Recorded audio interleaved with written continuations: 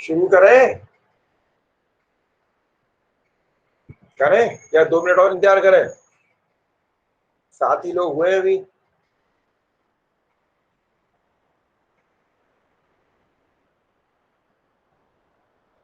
मुझको मिला के 7 लोग हैं।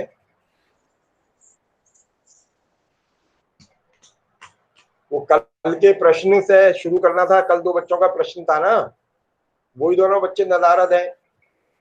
इसी को बोलते हैं गवाह चुस्त मुद्दई सुस्त। जिन्होंने प्रश्न पूछा था वही नदारद।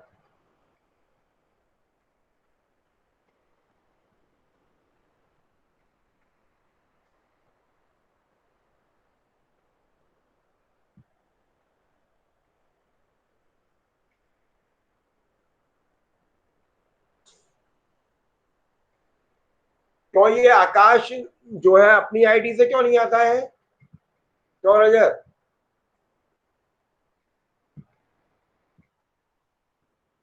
रजत, ये टैग आईडी की जो आईडी से जुड़ता है, इसकी अपनी आईडी नहीं है? नहीं सर, उसी की आईडी है, वो किसी और पर्पस के लिए यूज करता है, वो कंप्यूटर में कुछ करता है, इस वजह से उसने टैग आइरिस के नाम से बनाई हुई है। उसका यूट्यूब चैनल है सर। एग्जैक्टली, है? उसका यूट्यूब चैनल है टैग आइरिस के नाम से, इसलिए अच्छा, इस आईडी से यूज करता है। क्या करता है इस चैनल पर ये?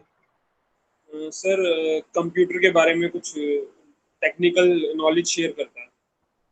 अच्छा।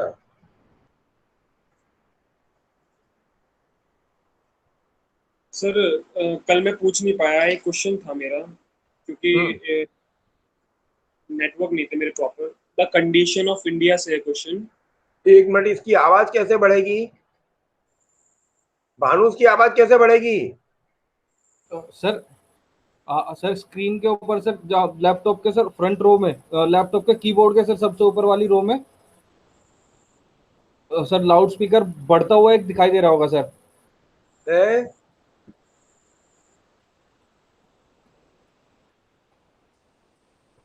आप बोलना जरा। सर आवाज आ रही है सर अभी? हाँ, आवाज तो आ रही, थोड़ी कम सी आ रही है।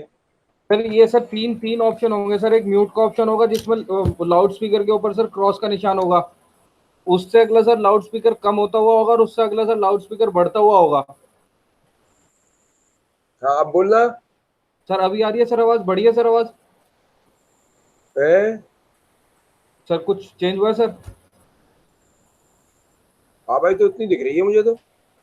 सर हो सकता है सर मैक्सिमम हो सर आवाज इस समय। हम्म।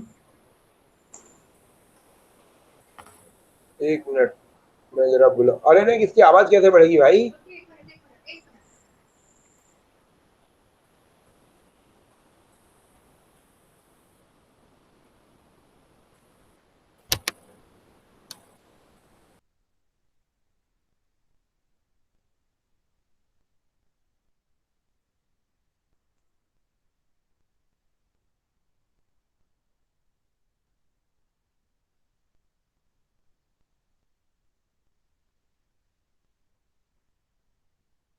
हाँ भानु, अब बोलना।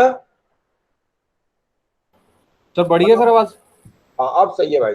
91% कर ली मैंने। हाँ जी सर। कितने लोग आ गए? सर सर आप आपको मिला के सर 11 है और सर मणि प्रभा को अभी जोड़ दिया, सर 12 हो गया सर अभी। अच्छा, मणिप्रभा आ गई। दीपक भी सर आ बस। गया। हाँ जी सर, दीपक भी आ गया सर, मणि प्रभा भी 13 हो गया, 14 हो गया सर अभी टोटल।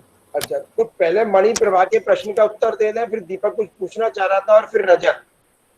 हाँ जी सर। है ना? हाँ जी सर। तीनों के प्रश्न ले लें पहले। ठीक है रजत? रजत, 2 जगह कैसे दिख रहा है मुझे? जी सर। रजत, तुम 2 जगह कैसे दिख रहे हो? अच्छा, अब एक जगह हुए। सर रजत का इंटरनेट का कुछ प्रॉब्लम है, तो बार बार डिस्कनेक्ट हो जा रहा है, फिर ऑटोमेटिकली कनेक्ट हो जाता है, तो इंटरनेट सर बड़ा स्लो है। ये राम रावण की युद्ध जैसा हो जाता है, जैसा रावण कई कई दिखने लगता था फिर गायब हो जाता था। नहीं, ये मायावी मामला कर रहा है रजत कुछ। चलिए, तो मणि आ गई तू? Yes sir, yes sir. तो तेरी बात कल अधूरी रह गई थी, है ना? हाँ जी सर। शुरू करें? अब दीपक निकल लिया। जी सर। चलो शुरू करते हैं। तो तुम नई एजुकेशन पॉलिसी के बारे में पूछ रही थी ना, है ना? जी सर। हेलो। हाँ जी सर। हाँ, तो नई एजुकेशन पॉलिसी के बारे में तुम पूछ रही थी। तो देखिए, नई एजुकेशन पॉलिसी को लब्बो लबाब तो हम ये कहें कि इसमें भारत तो है ना? भारत की बात भी कही गई है, ठीक। जी। लेकिन भारत के परिप्रेक्ष्य को इसमें उद्घाटित भी किया है। इससे पूर्व की जो एजुकेशन पॉलिसी थी उनमें भी उद्घाटित किया जाता था, लेकिन समग्रता में नहीं होता था। एक चैप्टर में या इंट्रोडक्टरी जो भी था वो लिख देते थे उसमें। इसमें लगभग पूरे में भारत की बात विस्तार से कही गई है। लेकिन इससे भी ज्यादा महत्वपूर्ण जो है वो यह है, जो मैं कल कह रहा था कि माननीय प्रधानमंत्री जी का जो 42 मिनट का भाषण है भारत की शिक्षा नीति के ऊपर, उसमें उन्होंने सबसे बड़ी जो चिंता व्यक्त की है वो ये की है कि भाई इसका क्रियान्वयन इफेक्टिव होना चाहिए, ठीक है ना? किसी भी चीज का, मान लो तुमने किचन में, तुम्हारे किचन में सब चीजें हैं, सारे आधुनिक संसाधन उपलब्ध है खाना बनाने के। अब तुम पे खाना बनाना नहीं आता तो संसाधन थोड़ी खाना बनाएंगे। खाना बनाने की पहल तो आप लोग करेंगे ना। जो मैं कल कह रहा था कि 25 नवंबर 1949 का बाबा साहेब डॉक्टर भीमराव अंबेडकर जी का जो संविधान के बारे में उद्बोधन है, उसमें उन्होंने दो बात महत्वपूर्ण कही है। एक तो ये उन्होंने कहा कि संविधान कितना भी अच्छा हो और उसके लागू करने वाले व्यक्ति यदि अच्छे नहीं होंगे तो वो संविधान व्यर्थ है, निरर्थक है। और संविधान कैसा भी हो, ठीक है, लेकिन उसके लागू करने वाले अच्छे हैं तो संविधान की सार्थकता है। प्रेमचंद की दो कहानियां हैं। एक बड़े घर की बेटी, पढ़ी होगी तुम लोगों ने, किसी ने पढ़ी है? कौन कौन पढ़ा है बड़े घर की बेटी? अरे जिसमें एक लड़की होती है, दो भाई होती हैं, शादी होकर आ जाती है ना? वो उसका देवर होता है, थोड़ा लंठ टाइप का होता है, उजड टाइप का। फिर वो शिकार विकार करके लाता है। पढ़ लेना प्रेमचंद की बड़े घर की बेटी, बड़ी भावुक सी कहानी है। सभी कहानी भावुक सी है, सामान्यतः रुलाई देती है। और एक कहानी और है प्रेमचंद की, उसका नाम भूल रहा हूं मैं। वो भी बेटियों के ऊपर प्रेमचंद ने भी खूब लिखा है जमकर, आज से 70-80 साल पहले भी, ऐसा नहीं है। और बेटियां बड़ा, मतलब हम, ठीक है, लड़कों के चक्कर में हमारी मानसिकता ऐसी हो गई है कि हम बेटियों को थोड़ा दोयम दर्जे का करके मानते हैं, लेकिन बेटियां को प्रथम स्थान पर ही रखना चाहिए। क्योंकि मतलब पिता की शान में वृद्धि तो सामान्यतः बेटियां ही करती हैं। मतलब बेटा तो हो सकता है थोड़ी बहुत वृद्धि घटा भी दे, लेकिन बेटियां इस मामले में सार्थक पहल करती हैं। तो प्रेमचंद की जो दो कथाएं, कहानियां हैं, दोनों बेटियों को लेकर और बड़ी भावुक सी है। तो वही है, यदि हमारे यहाँ जो कहावत भी है, पूत कपूत तो क्यों धन संचय और पूत सपूत तो क्यों धन संचय।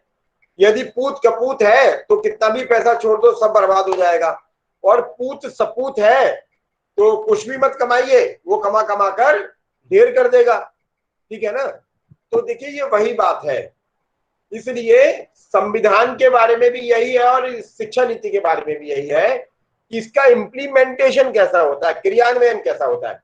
और क्रियान्वयन के लिए जरूरी है कि एक दो चीजें होती हैं। सेकेंडरी लेवल पर नेशनल करिकुलम फ्रेमवर्क होता है ना? राष्ट्रीय पाठ्यचर्या वो अच्छी बन जाए, जो 12वीं तक के बच्चों को, जिसके आधार पर सिलेबस डिजाइन होता है। और इसी प्रकार से university grant commission model curriculum बनाती है, ठीक है ना? आदर्श पाठ्यचर्या, उसके आधार पर फिर सिलेबस डिजाइन होता है। मैं किसी पेपर बनाने की बॉडी में बैठा हुआ था, और भी थे। प्राचीन भारत की बात आई तो प्राचीन भारत की बात में कहा भाई ठीक है, मनु आना चाहिए, शुक्र आना चाहिए, सब बातें आनी चाहिए। उसके जो कन्वीनर थे वो थोड़े भारत विरोधी टाइप के व्यक्ति थे, है ना? एक विचारधारा विशेष से प्रभावित थे, तो उन्होंने सारे प्रश्न आलोचनात्मक बना दिए। ठीक है, किसी व्यक्ति में बुराई होगी, लेकिन अच्छाइयां भी तो होती हैं व्यक्तियों में। यदि हमें प्राचीन भारत को उद्घाटित करना है, प्राचीन भारत को प्रतिष्ठापित करना है, ठीक, तो उसकी अच्छाइयों को हमें अपने बच्चों से परिचित कराना चाहिए, ना कि उसकी बुराइयों से। और उन्होंने कहा कि ठीक है 5 प्रश्न बना दिए मैंने, और वो पांचों की पांचों प्रश्न आलोचनात्मक ही थे। जो कन्नोटेशन कॉलोनियल है वो उसी कन्नोटेशन को कैरी फॉरवर्ड करते थे। तो डिपेंड ये करता है कि बाबा साहब की भांति की संविधान कितना भी अच्छा हो, उसको लागू करने वाले, उसको जीवन में उतारने वाले लोग कैसे हैं, तो उनके आधार पर संविधान की महत्ता प्रतिष्ठापित होगी। तो राष्ट्रीय शिक्षा नीति बहुत अच्छी है। अब ठीक है, बड़ा दस्तावेज है तो कुछ लोगों को उसमें दाएं बाएं भी दिखता होगा, लेकिन यदि हम समग्रता में देखते हैं तो भारत की आत्मा की प्रतिष्ठापना के दृष्टिकोण से है। अपने जो बंधु जिस स्तर पर, कोई 10वीं कर स्किल्ड होना चाहता है, कोई 12वीं कर होना चाहता है, कोई 13वीं 14वीं 15वीं कक्षा, अच्छा आपके पास समय तो 13वीं करके छोड़ दीजिए, फिर बाद में पढ़ लीजिएगा तो 14वीं से शुरू कर दीजिए, 15वीं से शुरू कर दिए। अच्छा आपका एक एक क्षण का प्रॉपर यूटिलाइजेशन है, प्रॉपर आपको उसका बेनिफिट मिल रहा है। आपने 13वीं साल में पढ़ाई कर ली तो आपको सर्टिफिकेट मिल गया, 14वीं में कर ली तो डिप्लोमा मिल गया, 15वीं में कर ली तो आपको डिग्री मिल गई, ठीक है। बाद में फिर आप 16वीं के लिए आ गए तो 1 साल करोगे तो 16वीं मिल जाएगी। तो मल्टी जो लेटरल एंट्री और मल्टी लेटरल एग्जिट उसमें उपलब्ध है ना। आपकी जो इंक्लूसिव, जिसको हम एजुकेशन बोलते हैं, समावेशी शिक्षा, वो उसमें पर्याप्त मात्रा में है। आपके परिवेश को उसमें समाहित किया गया है।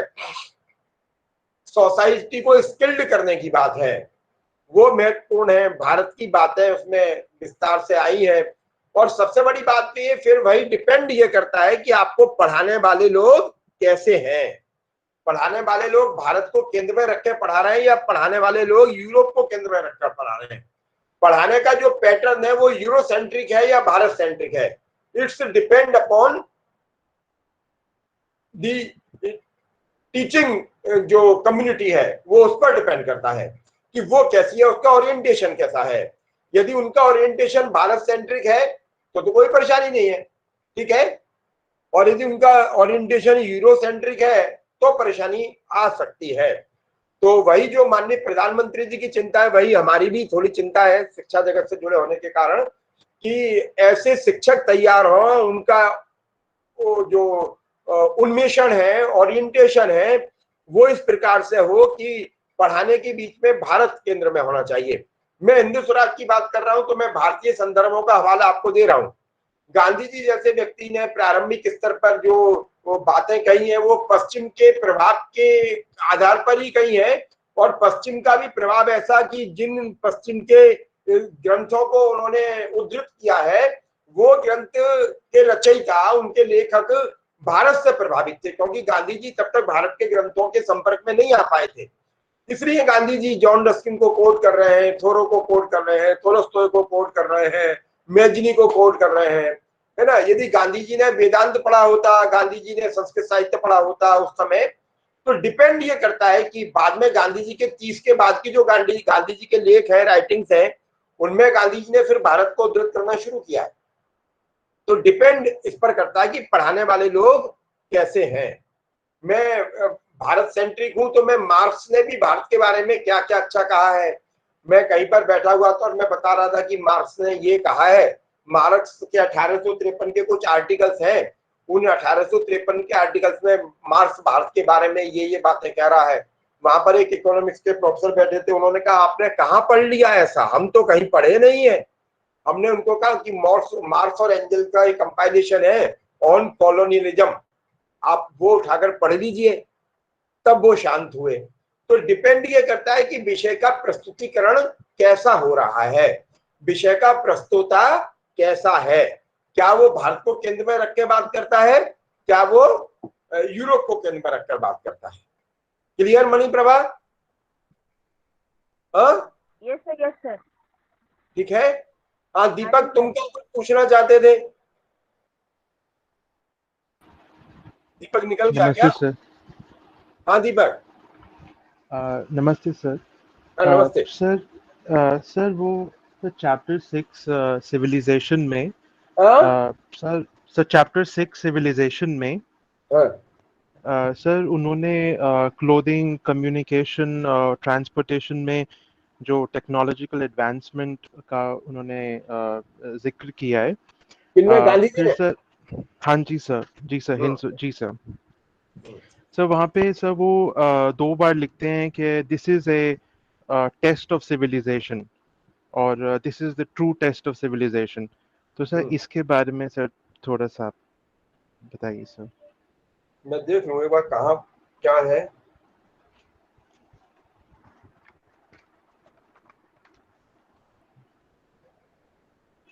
Sir chapter 6 page number 2।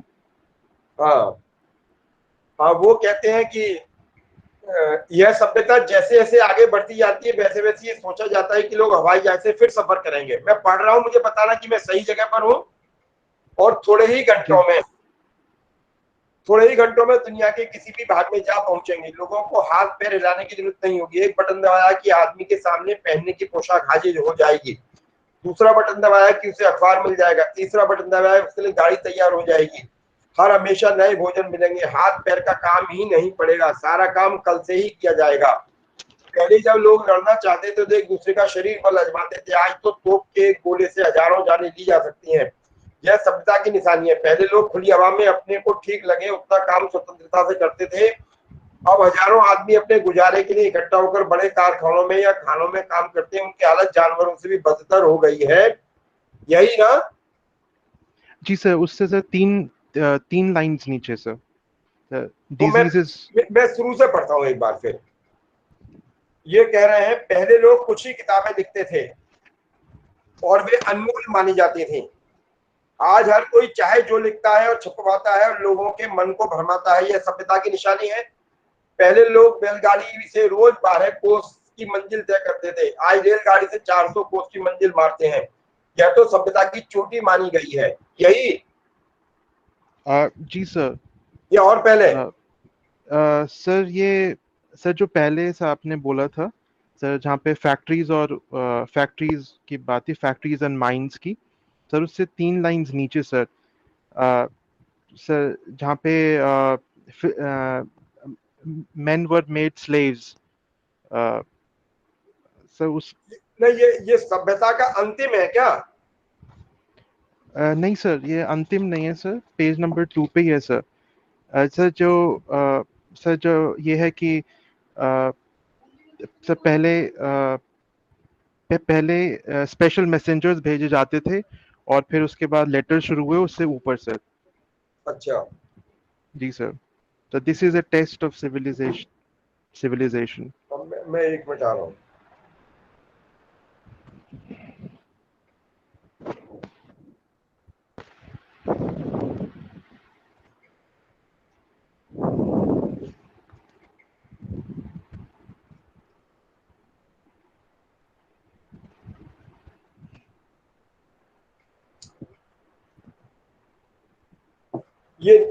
ये है।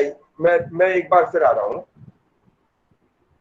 पहले लोग खुली हवा में सांस और हजारों आदमी अपने गुजारे के लिए कठोर कारखानों में या खानों में काम करते हैं। यही ना?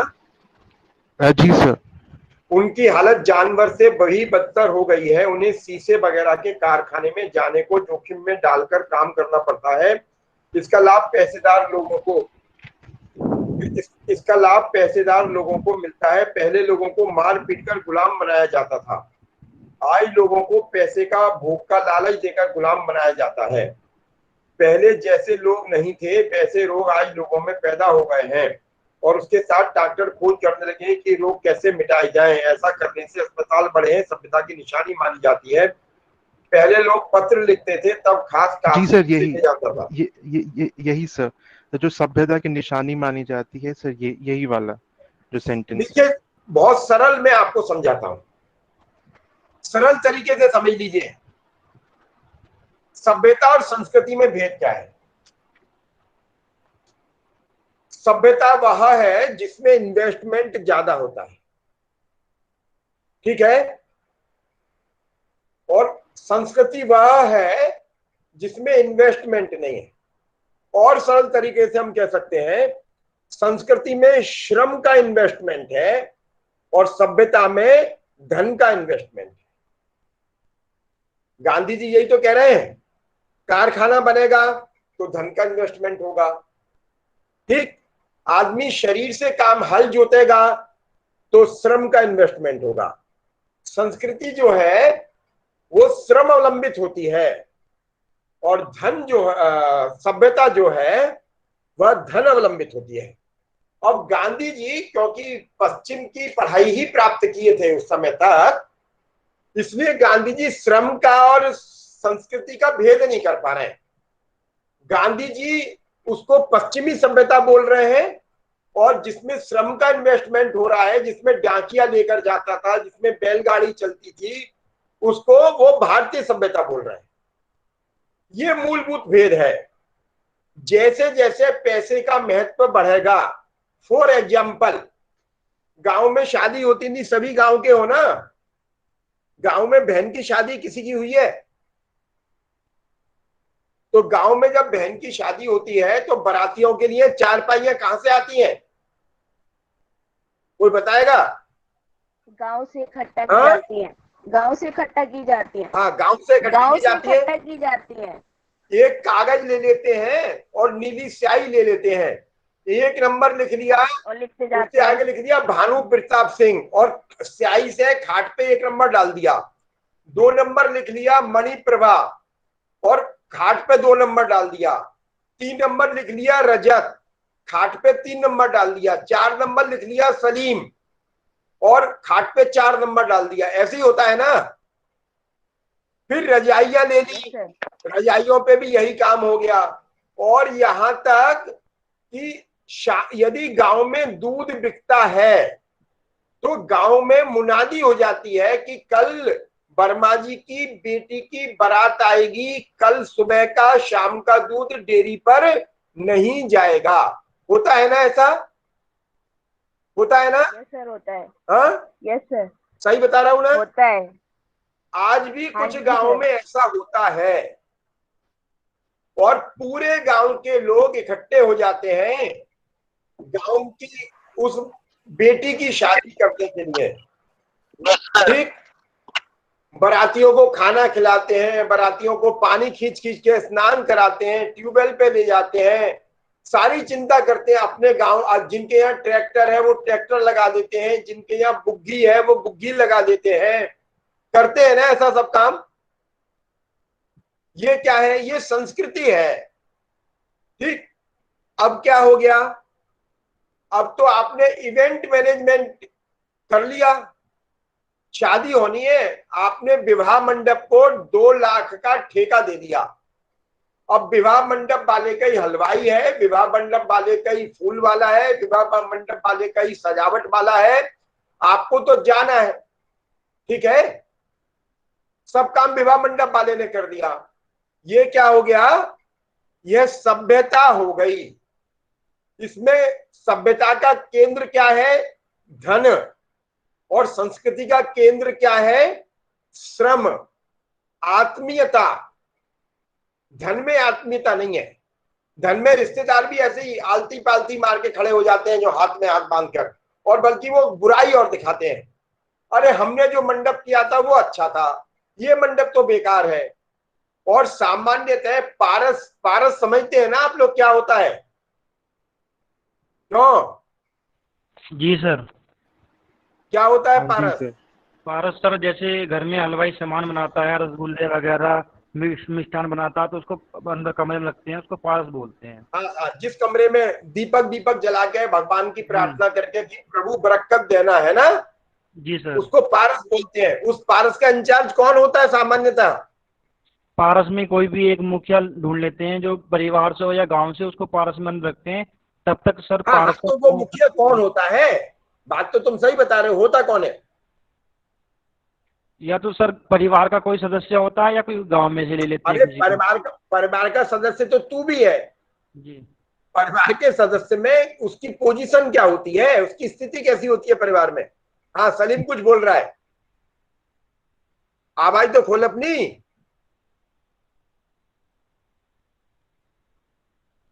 हाँ भाई,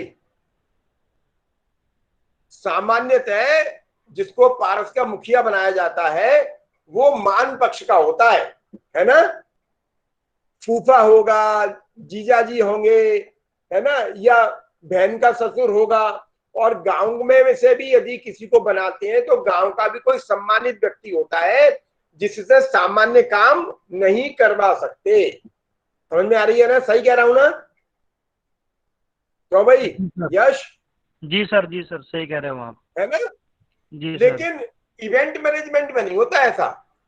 उसने तो जैसे ही आपसे 500 प्लेट का ठेका लिया और 500 प्लेट खत्म हो गई, फिर आप भी भूखे रह गए तो वो कह देता जी प्लेट पूरी हो गई, अब और कितनी प्लेट लगा दूं, कह देता है ना।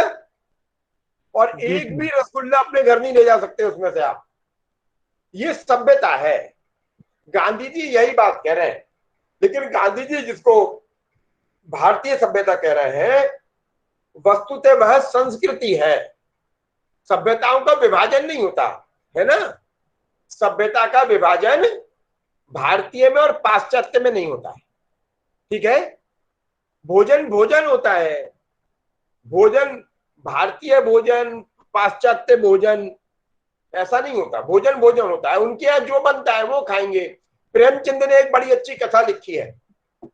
प्रेमचंद की कहानी है, नाम वाम भी देख के बता दूंगा। वो कहानी है कि गांव में एक जमींदार है, अंग्रेज आता है। अंग्रेज आता है तो उस दिन शिवरात्रि होती है।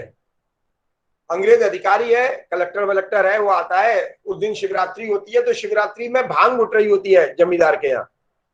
तो वो गिलास में भर के भांग अंग्रेज अधिकारी को प्रस्तुत करता है। अंग्रेज अधिकारी पूछता है जमींदार साहब ये क्या है? तो वो कहते हैं ये प्रसाद है हमारे भगवान का, लॉर्ड शिवा का प्रसाद है। तो वो अंग्रेज पी जाता है, प्रसाद है। ऐसे ही एक दिन किसी दिन त्योहार के समय पर ये जमींदार वहां जाता है अंग्रेज के यहाँ, ठीक। अब ये जो जमींदार जाता है तो अंग्रेज भी जमींदार को प्रसाद सर्व करता है। अब अंग्रेज का प्रसाद क्या है भाई? वो रेड वाइन है, ठीक। अब ये रेड वाइन पीता नहीं है तो अंग्रेज इसको कहता है कि तुम ये पियो। तो वो कहता है ये क्या है? तो वो अंग्रेज उससे कहता है जमींदार से, ये हमारे गॉड का प्रसाद है। तो वो कहता है ये तो वाइन है, शराब है। तो वो कहता है जब हम तुम्हारे गॉड का प्रसाद खा सकता है, पी सकता है, तो तुम हमारे गॉड का प्रसाद क्यों नहीं खा सकता, क्यों नहीं पी सकता? अब देखिए प्रसाद तो प्रसाद है। हमारे भगवान मान लो भांग पीते हैं और उनके भगवान ने मरते समय रेड वाइन में ब्रेड डुबोकर खाया था, तो उनका प्रसाद है। इसलिए प्रसाद का विभाजन नहीं हो सकता कि अंग्रेजों का प्रसाद है और ये भारतीयों का प्रसाद है। प्रसाद का विभाजन सभ्यता और संस्कृति के आधार पर होगा, ठीक है ना। भांग जो है वो संस्कृति जनित पेय है। भांग तो इस समय बरसात है ना, खेतों में जाते हो कभी क्या? गांव में कौन कौन रह रहा है इस समय? जरा हाथ खड़ा कर दो ऐसे। जी सर गांव में रह रहे हैं। गांव में रह रहे हो ना? जी तो सर। गांव में खेत की भांग के पेड़ होते हैं। भांग देखी है? भांग के जी सर, पौधे, देखिए। हाँ भांग के पौधे देखे हैं। खेत की बाड़ पर खड़ी रहती है। जी सर। हाँ अभी जी मुझे सर। अभी मुझे सावन में शिव जी की पूजा करनी थी। मैं SCRIT की तरफ गया, वहां बहुत सारे पौधे भांग के खड़े हुए। मैं खींच लाया थोड़े से 10-15 पत्ते। मेरे घर में बच्चों ने पूछा ये क्या? मैंने की भांग है। तो बोली वो, मैंने कहा उसको सुखा लेते हैं तो वो ऐसे हो जाती है। मैंने लाके उसको एक कटोरी में भिगो दिया और शिव जी को स्नान करा दिया। मेरा कुछ पैसा खर्च हुआ क्या? नहीं ना। तो ये जो प्रसाद है, भारत में जो भी चीजें विकसित हुई हैं वो सब संस्कृति जनित है, ठीक। आंख का फूल तोड़ लाया, धतूरे का फूल तोड़ लाया, धतूरे का फल तोड़ लाया। ये सब मुझे कैसे प्राप्त हुए? मुफ्त में, फ्री ऑफ कॉस्ट। प्रकृति ने पैदा कर दिया, मैं तोड़ लाया, मैंने शिव जी पर चढ़ा दिया। लेकिन रेड वाइन कहां बनती है? ब्रेड कहां बनता है? उसमें पैसा लग रहा है। गांधी यही बात कहते हैं तो सभ्यता और संस्कृति का सरल शब्दों में, जो मैं बार बार कहता हूं, भारत को और पश्चिम को सरल प्रकार से समझने का जो माध्यम है वो यही है। पश्चिम की अधिकांश चीजों में धन का व्यय होता है, धन का इन्वेस्टमेंट होता है, धन का निवेश होता है, और भारतीय संस्कृति पर अवलंबित चीजों में श्रम का निवेश होता है। इसलिए श्रम का निवेश होगा। सोचो, हैंडपंप चलाते थे, हैंडपंप से पहले कुआं, कुएं से पानी खींचा है आप में से किसी ने? क्यों भाई, कुएं से पानी खींचा है क्या? यस सर खींचा है, पंजाब गए थे तब खींचा था। है। मैंने खींचा है कुएं से पानी। कुएं से पानी खींचने में ये डोले बन जाते हैं, डोले शोले ऐसे खींचते हैं ना, यो खींचते हैं, जैसे पतंग की डोर को खींचते हैं ऐसे कुएं से पानी को खींचते हैं। तो ये व्यायाम हो जाता है आपका, जिम में जाकर जो डोले शोले वर्जिश नहीं करनी पड़ती। ठीक, तो कुएं से उतना ही पानी निकालते हैं जितना नहाने के लिए, कपड़े धोने के लिए, पीने के लिए, ढोरों के लिए आवश्यक होता है। अब कुएं से एक बाल्टी पानी निकाला जितनी देर में, उतनी देर में कुएं के जल के स्रोत से एक बाल्टी पानी उसमें आ गया। तो जितना पानी आप व्यय कर रहे हैं उतना पानी का संग्रह हो रहा है। फिर हैंडपंप आ गया, हैंडपंप में भी श्रम लग रहा है। ठीक है, आपने एक बाल्टी पानी भरा, एक हफ्ता नल चलाया तो एक हफ्ता पानी हैंडपंप के कुएं में आ गया, तो उसमें भी उतना ही पानी कर रहे हो। 2 बाल्टी पानी रखा, एक बाल्टी से नहा लिए, एक बाल्टी से कपड़े धो लिए। करते हैं ना आज भी गांव में जिनके यहाँ हैंडपंप है, ऐसा ही करते हैं ना। शहर में क्या होता है, शहर में बाथरूम में घुसे, टोटी खोल दी, धड़ाधड़ धड़ाधड़ धड़ाधड़, और टोटी के नीचे खड़े हो गए, पता ही नहीं है ठीक कितना पानी हमने उड़ेल दिया। 2 बाल्टी, 4 बाल्टी, 6 बाल्टी, पता ही नहीं है, क्योंकि टोटी खोल दी आपने। टोटी से नहाना क्या है, क्या है? हाँ, पानी की वेस्टेज। हाँ, पानी की वेस्टेज है, लेकिन क्या है? सभ्यता। सभ्यता। ये सभ्यता है। कुएं से पानी खींचना, हैंडपंप से पानी खींचना, नदी से पानी भरकर लाना, यह क्या है? संस्कृति। संस्कृति। ठीक है, इसलिए संस्कृति उतना सिखाती है, तेन त्यक्तेन भुंजिता। देखिए, ये सब एक दूसरे पर अवलंबित है। आप मशीन का उपयोग करेंगे तो मशीन आपको खर्चीला बना देगी। टोटी टैप खोलना तो मशीन है ना, लेकिन हाथ से कुएं में खींचना ये मशीन नहीं है। यहां तक कि हैंडपंप भी मशीन ही है। इसलिए कुएं से पानी खींचने की तुलना में आप हैंडपंप से पानी खींचना ज्यादा सुगम है, और हैंडपंप में ज्यादा पानी का अपव्यय होता है। इसलिए मेरठ कमिश्नरी पूरी गंगा यमुना के बीच का क्षेत्र है, इसलिए पहले यहां पर पानी 20 फीट पर निकल आता था। अब यहां भी पानी 60, 70, 80 फीट हो गया। सभ्यता संस्कृति में यही भेद है कि सभ्यता प्रकृति का नाश करती है और संस्कृति प्रकृति का संरक्षण करती है। इसलिए संस्कृति में तेन त्यक्तेन भुंजिता, आप नहीं भी जानते हैं तब भी यदि आप संस्कृति के आधार पर जीवन जी रहे हैं तो आपने बेशक ईश उपनिषद का यह श्लोक नहीं पढ़ा होगा, तेन त्यक्तेन भुंजिता, त्याग पूर्वक भोग करिए, ये आपने कभी नहीं पढ़ा होगा। लेकिन फिर भी आप यदि भारतीय परंपरा के आधार पर जीवन जी रहे हैं तो कुएं से एक ही बाल्टी पानी निकालेंगे और उस बाल्टी से पानी अपनी गाय को पिला रहे हैं तो नाद में थोड़ा थोड़ा डालते रहेंगे। बेटे को, बच्चे को लोटे से नहलाएंगे। पौधों में भी उतना ही पानी डालेंगे जितना पौधों के जीवन के लिए आवश्यक है, 1 लोटा 2 लोटा। ये क्या है? तेन त्यक्तेन भुंजिता, संस्कृति आपको अपने आप मितव्ययी बना रही है, ठीक है ना। यह संस्कार आपके जीवन का हिस्सा बन रहा है। लेकिन जैसे ही हैंडपंप आ गया, जैसे ही नल की टोटी आ गई, नल की टोटी में भी पानी 24 घंटे आने लगा, और अब क्या आ गया, समरसिबल। क्या आ गया, समरसिबल। समरसिबल 1 सेकंड में कई सौ लीटर पानी खींच डालता है।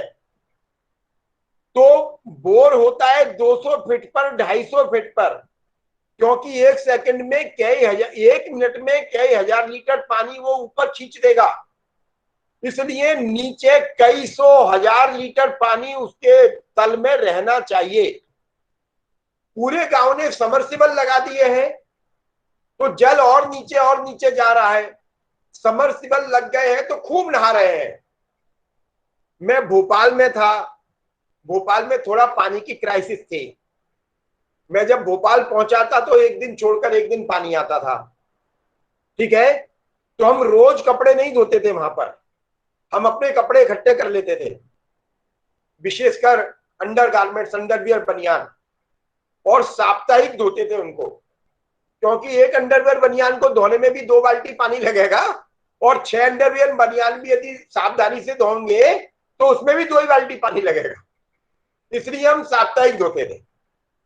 फिर क्या हुआ, नर्मदा जी के पानी को भोपाल ले आया गया, तो नल रोज आने लगे। फिर बाद में नल सुबह और शाम दोनों समय आने लगे। 1000 लीटर की टंकी 24 घंटे चलानी होती थी। फिर जब सुबह शाम आने लगे तो 2000 लीटर पानी हो गया। तो जैसे जैसे आपको उपलब्धता हो रही है, वैसे वैसे आपका व्यय बढ़ रहा है, ठीक है। आप मेहनत से कमाते हैं तो आप हिसाब रखते हैं। आपको 5 रुपए दिए जाते हैं, माँ कहती है बाजार जाना, 1 रुपए का आलू लेना, 98 का धनिया लेना, 98 का मिर्च लेना, 98 का अदरक लेना, 1 रुपए का टमाटर लेना, 1 रुपए की कोई हरी सब्जी ले आना। और घर में घुसते ही माँ आपसे हिसाब पूछती है। तुम कहते हो 50 पैसे बचे हैं, तो वो कहती है ला वापिस कर, कहते हैं ना। लेकिन जब घर में मेहनत से इतर पैसा आने लगे, जब हम खेती से पैसा कमाते हैं तो हिसाब होता है, ठीक। इस फसल में इसके कपड़े बन जाएंगे, इस फसल में इसके कपड़े बन जाएंगे। लेकिन ये जमीनें अर्बनाइजेशन के चक्कर में हमारी बिक गई, तुम पे पैसा बहुतायत में आ गया।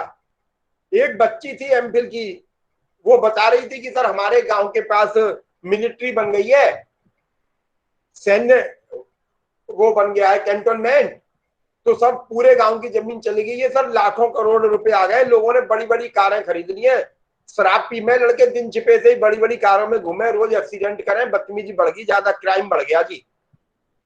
ये क्या हुआ, क्योंकि पैसे का उपलब्धता श्रम के आधार पर नहीं हुई। श्रम के आधार पर होती तो व्यय करने में आपको दुख होता, ठीक है। आप जो पढ़कर डिग्री प्राप्त कर रहे हैं उनको असफल होने पर ज्यादा दुख होता है। जो बिना पढ़े डिग्री प्राप्त कर रहे हैं उनको कोई दुख नहीं होता। तो संस्कृति में और सभ्यता में इतना सरल शब्दों में इतना ही अंतर है कि संस्कृति में श्रम ज्यादा निवेश होता है और सभ्यता में धन ज्यादा निवेश होता है। इसलिए सभ्यता प्रकृति विरोधी हो जाती है और संस्कृति श्रम के ऊपर अवलंबित है, इसलिए प्रकृति की संरक्षक हो जाती है। इसलिए भारत संपोषणीय विकास यहाँ के जीवन का हिस्सा है। यदि सस्टेनेबिलिटी आएगी दुनिया में तो भारतीय संस्कृति से आएगी।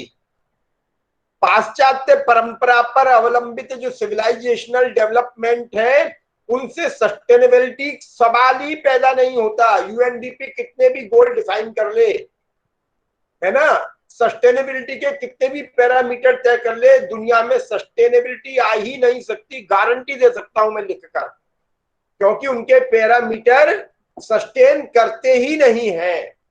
क्योंकि सभ्यता है, लेकिन भारतीय परंपरा संस्कृति अवलंबित है। इसलिए गांधी जी ये बात कहते हैं। दीपक, मैं समझा पाया हूं अपनी बात? हाँ जी सर। हाँ? जी सर। जी सर। नहीं मतलब हाँ जी सर। समझा पाया, क्लियर हुआ, या ऐसे ही दबाव मान रहे हो? नहीं सर, समझ में आया सर। जी सर। बिल्कुल सरल शब्दों में, जी संस्कृति सर। श्रम अवलंबित है और सभ्यता धन अवलंबित है। धन। जी सर। बस फॉर एग्जाम्पल, और एक्सप्लेन कर देता हूं। घर में रोटी बनती है, वो क्या है? दाल रोटी चावल बनते हैं, वो क्या है? क्या है? घर में 4 लोगों के लिए दाल रोटी बनी और 2 मौसी के बेटा बेटी और आ गए, तो क्या होगा? संस्कृति। क्या होगा? संस्कृति। क्या होगा? संस्कृति। क्यों? सर संस्कृति होगी। नहीं, संस्कृति तो होगी, लेकिन खाना तो बना जी 4 सर। लोगों का ना। अब जी। 2 लोग और आ गए, उनका पेट कैसे बढ़ेगा? सर वो सर चारों लोग आपस में बांट के खा लेंगे। हाँ? चारों लोग आपस में बांट के खा लेंगे संस्कृति के मुताबिक हमारी। नहीं, बांट के तो खा लेंगे, लेकिन पेट भी भरना चाहिए ना। संस्कृति भूखा थोड़ी मार रही है। अब 4 लोगों के खाने में 6 लोगों का पेट कैसे भरेगा? हाँ? क्यों? सर एक्स्ट्रा खाना बनाया जाएगा। कौन बोला ये? मनी प्रभा। मणि? जी सर। मणि खाना वाना बनाती है आजकल? तू नहीं घर में? तुम में से कौन कौन हाँ जी खाना सर। बनाता है?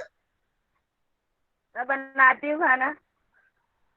तो तू एक्स्ट्रा खाना बनाएगी? एक्स्ट्रा खाना भी नहीं बनाना है, तब क्या होगा?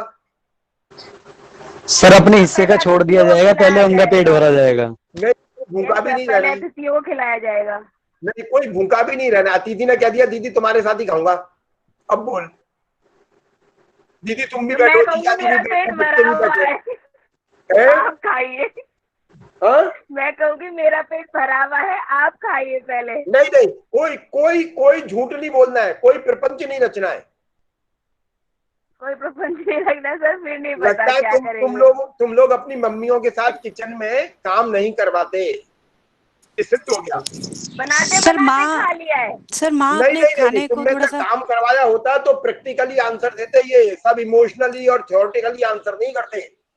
सर माँ खाने को थोड़ा सा अपने लिए कम कर लेती सर, बाकी के लिए थोड़ा नहीं, सा। कुछ नहीं करना है, ना कोई भूखा रहेगा, ना कोई नहीं करना।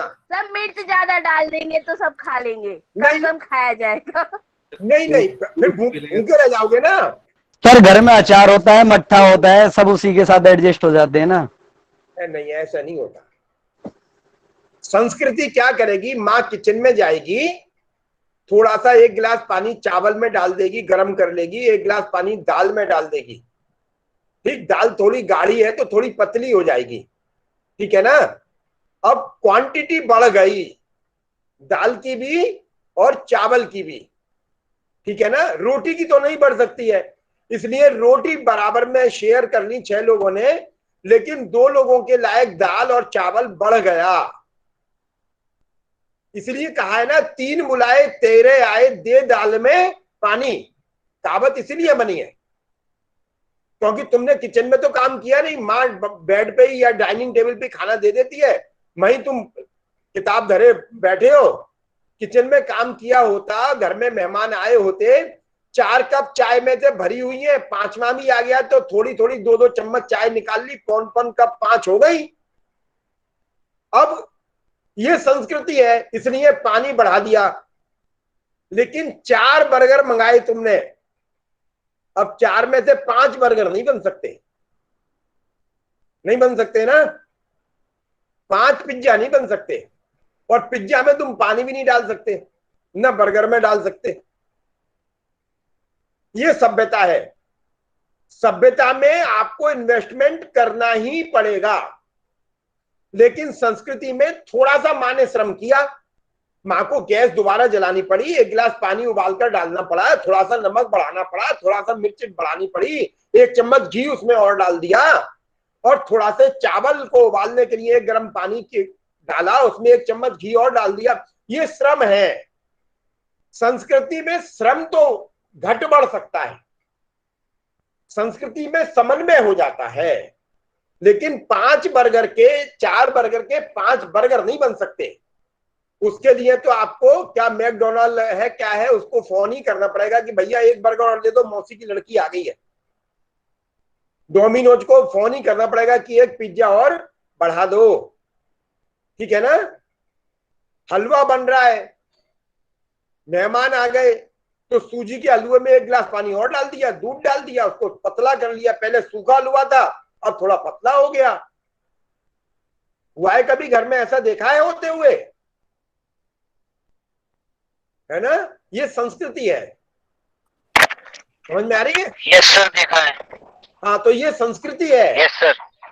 इसलिए संस्कृति में बिल्कुल, भारत में अंग्रेजों के आने के पूर्व संस्कृति ही थी, ठीक। इसलिए घर में नियम बना दिया था, हर व्यक्ति नहाएगा तो अपने कपड़े धोएगा, सुखाएगा, ठीक।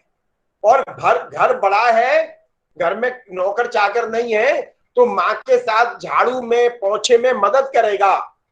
बेटियां मदद करेंगी, बेटे भी मदद करते थे, हमने किया है। हमारी माँ स्वस्थ रहती थी तो हमारी माँ ने हमको सब चीज सिखाई कि ऐसे कर लो, ऐसे कर लो।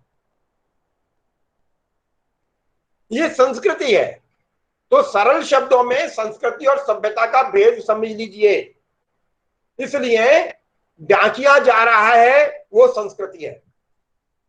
इसलिए 15 पैसे के पोस्ट कार्ड में, ठीक, संकोच के साथ पत्नी पति को लिख रही है कि तुम्हें माताजी बहुत याद करती हैं, पिताजी तुम्हारी राह देखते हैं, ठीक है, तुम्हारी बस। अब वो माताजी और पिताजी के शब्दों के माध्यम से कौन बोल रहा है उस पत्र में? कौन बोल रहा है? उसकी वाइफ पत्नी बोल रही है। कौन बोल रहा है? सब पत्नी बोल रही है। पत्नी बोल रही है, लेकिन कितने सज्जन तरीके से बोल रही है ना, सर कि माताजी तुम्हें याद करती हैं, पिताजी तुम्हारी राह देखते हैं रोज खड़े होकर शाम को। ये अपने मन की बात लिख रही है। और आज की लड़की टेलीफोन पे क्या बोलेगी, या लड़का भी क्या बोलेगा? आई मिस यू डार्लिंग, कम सून, है ना, miss you miss you miss you. 1008 माले जब डाली मिस यू की, और आलिए तो लड़ते डोल रहे, 6 महीने में तलाक हो लिया। ये संस्कृति है। टेलीफोन पे बैठे बेसिर की क्या खाया क्या पहना, कोई मतलब नहीं है, ठीक है ना, यही होता है ना। अच्छा, पहले तो, अब तो घर घर में टेलीफोन हो गए, पहले वो टेलीफोन बूथ होते थे, लाइन लगती थी उसके पीछे, और उसमें बात होती थी, हाँ चिंटू कैसा है, मिंटू कैसा है, हाँ चिंटू का कुत्ता कैसा है, उसकी बिल्ली, ये सब बातें भी होती नहीं। ये क्या है? सभ्यता है, कोई मतलब नहीं है।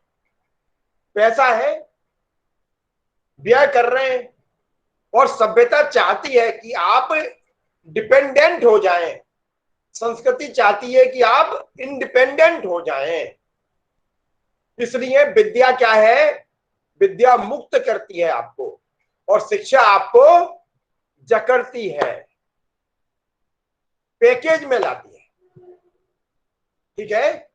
नई जो अपनी राष्ट्रीय शिक्षा नीति है, या जो नई शिक्षा नीतियां बन रही हैं, या जो नई चीजें बन रही हैं, उसमें थोड़ा सा भेद यह है कि वो जहां एक तरफ संस्कृति की बात करती है, वहां थोड़ा सा वो सभ्यता को भी प्रमोट कर रही है, क्योंकि उसमें स्मार्ट क्लास की बात है, ऑनलाइन क्लास की बात है।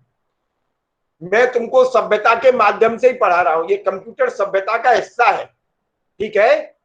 लेकिन यदि हम ध्यान लगाना सीख जाएं, ठीक है, हम योग करना सीख जाएं, योग में ध्यान लगाना सीख जाएं, तो वो संस्कृति है।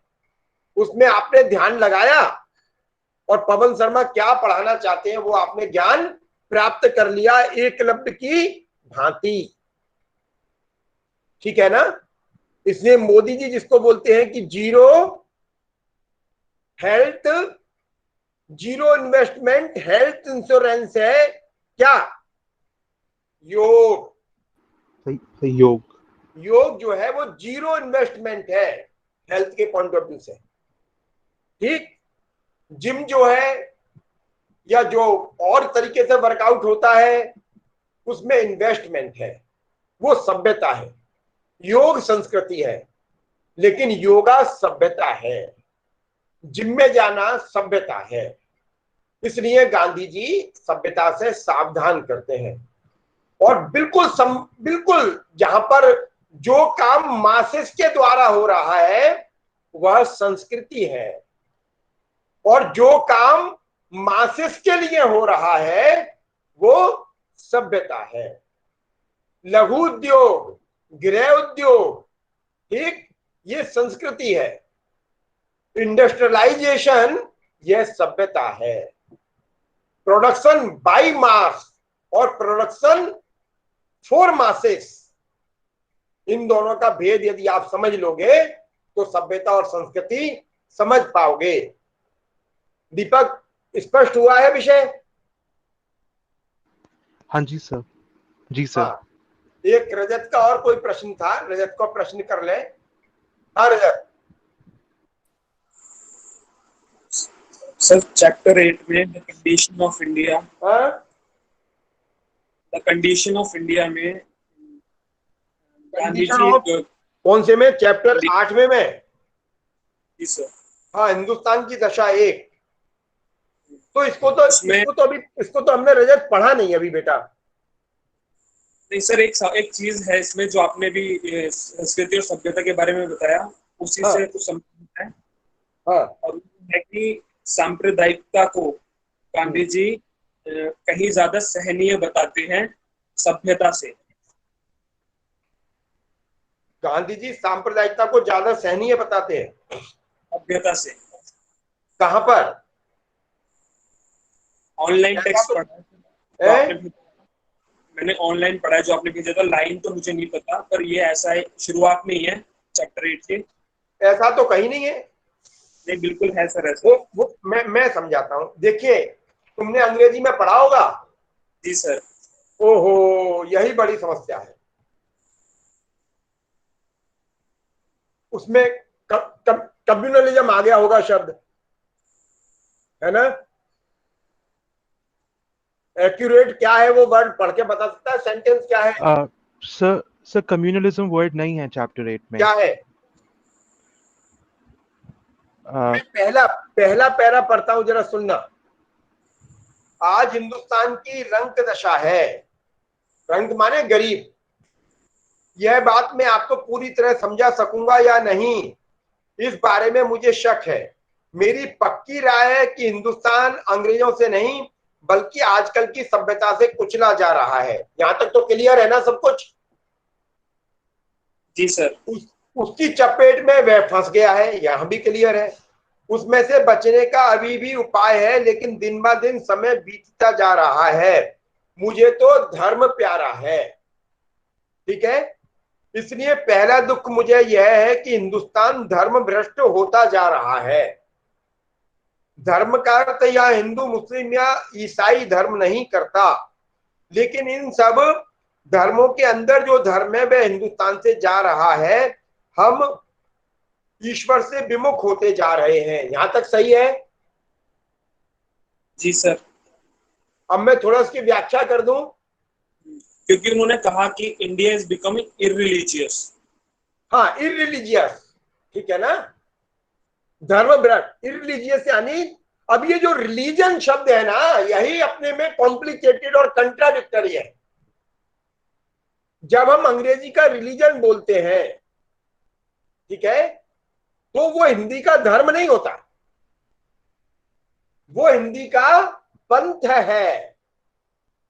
उसको हम sect, we can put religion at par to the sect. हम रिलीजन को सेक्ट के समानांतर रख सकते हैं। रिलीजन, अंग्रेजी का रिलीजन हिंदी का धर्म नहीं है। जो बोलते हैं ना रिलीजियोसिटी, रिलीजियसली, जिस चीज को हम बार बार करते हैं, ठीक है ना, जो हमारा स्वभाव बन जाता है। जब गांधी जी अंग्रेजी में इरिलीजियस बोलते हैं तो उसका अनुवाद हिंदी का धर्म भ्रष्ट होना नहीं है, उसका अनुवाद होगा हिंदी में पथ भ्रष्ट, पंथ भ्रष्ट। और जब हम बोलते हैं धर्मच्युत, पवन शर्मा यदि धर्मच्युत हो जाएं तो इसका मतलब ये नहीं होता कि उन्होंने मंदिर जाना बंद कर दिया। क्या होता है इसका मतलब, कोई बता सकता है आप में से? यदि पवन शर्मा धर्म भ्रष्ट हो जाए तो उसका मतलब क्या होगा? ड्यूटी करना बंद कर दिया। हाँ, पवन शर्मा पढ़ाना बंद कर दिया पवन शर्मा ने। और यदि पवन शर्मा ने मंदिर जाना बंद कर दिया तो क्या होगा? पवन शर्मा ने मंदिर जाना बंद कर दिया, मंदिर के बारे में अंटसंट बकना शुरू कर दिया तो क्या होगा? पंथ भ्रष्ट। पंथ भ्रष्ट। अंग्रेजी में इरिलीजियस हो गए पवन जी। और यदि पढ़ाना बंद कर देंगे तो पवन जी धर्म भ्रष्ट हो गए, धर्मच्युत हो गए, धर्म से अलग हो गए, कर्तव्य विमुख हो गए। इसलिए जस्टिस रोमा जायज बड़ी मजेदार बात कहते थे। वो कहते थे कि हिंदुस्तान का संविधान ये बात है, यदि सेकुलर कहता है और सेकुलर की परिभाषा हिंदी में वो धर्म निरपेक्ष करता है तो बहुत अच्छा है, क्योंकि हमें अब कोई काम नहीं करना, क्योंकि हमें तो सेकुलरिज्म के कारण ये काम हो गया। अरे कुमुदनी, ये चार्जर दे देना जरा, इसकी बैटरी खत्म हो गई भाई। कुमुदनी, चार्जर समझ पा रहे हैं ना? तो गांधी जी जिसको रिलीजियस, गांधी जी जिसको इरिलीजियस बोल रहे हैं वो हिंदी का कौन है? वो हिंदी का धर्मच्युत नहीं है, ठीक है? यदि रिलीजियस और इरिलीजियस मानोगे तो फिर यहां पर संप्रदाय आ जाएगा, ठीक है ना? क्लियर है? समझा पाया रजत अपनी बात? जी सर। सर आपने जहां तक पढ़ा उससे एक दो लाइन और आगे पढ़ेंगे तो मैं शायद पढ़ता हूं। अगला प्रश्न है कि हम, वो पूछ रहा है कि हम ईश्वर से विमुख कैसे हो रहे हैं। फिर गांधी जी कहते हैं हिंदुस्तान पर यह तोहमत है कि हम आलसी हैं और गोरे लोग मेहनती और उत्साही हैं, इसे हमने मान लिया है, इसलिए हम अपनी हालत को बदलना चाहते हैं। हम निकम्मे हो गए और हम कहते हैं कि हिंदुस्तान के लोग निकम्मे हो गए, काम नहीं कर रहे, आलसी हो गए।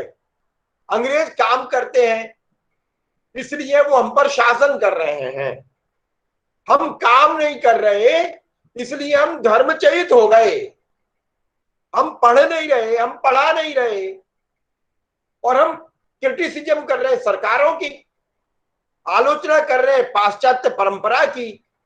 पाश्चात्य लोग अपने देश के साथ कितना प्यार करते हैं, अपने समाज के लिए कितना काम करते हैं, यह हमें ध्यान में रखना चाहिए। गांधी जी ये कहते हैं, इसलिए हमें अपने धर्म का निर्वहन करना चाहिए, हमें भी पढ़ना चाहिए, पढ़ाना चाहिए, खेती करनी चाहिए, व्यवसाय करना चाहिए,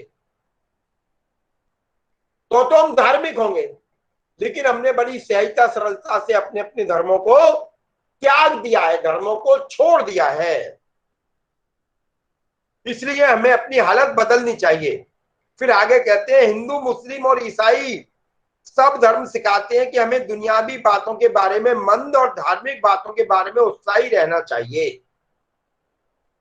अब यहां पर वो कह रहे हैं कि जो दुनियावी बातें हैं, जिसको हमारे यहाँ कणाद कहता है, कणाद क्या कहता है वैशेषिक दर्शन में? यह तो अभ्युदय निश्रेयस सिद्धि स धर्म। धर्म क्या है? जिससे अभ्युदय और निश्रेयस, अभ्युदय माने लोग, जिसको गांधी जी दुनियावी बात कह रहे हैं। अभ्युदय माने लोग, यह मटेरियलिस्टिक वर्ल्ड, यह जीव जगत दुनिया, यह क्या है? अभ्युदय। और निश्रेयस क्या है? इस जीव जगत से परे की दुनिया, जिसको मेटाफिजिक्स बोल सकते हैं, परलोक बोल सकते हैं, ठीक, उसके बारे में जिससे हमें जानकारी मिलती है, जिसके हम प्राप्ति करते हैं, वो क्या है? धर्म। या तो अभ्युदय निश्रेयस सिद्धि सधर्म, जिससे निश्रेयस की और अभ्युदय की प्राप्ति होती है, वह धर्म है। गांधी जी उस धर्म की बात करते हैं, क्योंकि गांधी जी ने अंग्रेजी पढ़ी है, इसलिए रिलीजियस और इररिलीजियस होने की भी बात करते हैं। लेकिन गांधी जी का अभिप्राय वह है जो कणाद कहता है। फिर कहते हैं कि जो धर्म है, चारों जो धर्म है, वो मनुष्यों को दुनियावी बातों से थोड़ा अलग रखकर धर्म की बात सिखाते हैं। फिर कहते हैं हमें दुनियावी लोभ की हद बांधनी चाहिए। दुनियावी लोभ माने जीवन में कितना करना, तो क्या करना? फिर वही बात जो संस्कृति सिखाती है, तेन त्यक्तेन भुंजिता। हमें जीवन चलाने के लिए कितना अर्न करना चाहिए? उतना करना चाहिए। साईं इतना दीजिए जामे कुटुंब समाए, जिसको कबीर कहता है। साईं इतना दीजिए जामे कुटुंब समाए, मैं भी भूखा ना रहूं साधु न भूखा जाए। हमें उतना दीजिए। तो गांधी जी यही कहते हैं कि दुनियावी बातों की पूर्ति करने के लिए हमें अपनी हद बांधनी चाहिए। और वो हद क्या है? इतना दीजिए जामे कुटुंब समाए, जिसको ही उपनिषद कहता है तेन त्यक्तेन भुंजिता, त्याग पूर्वक भोग करना। फिर कहते हैं और धार्मिक लोभ को खुला छोड़ना चाहिए।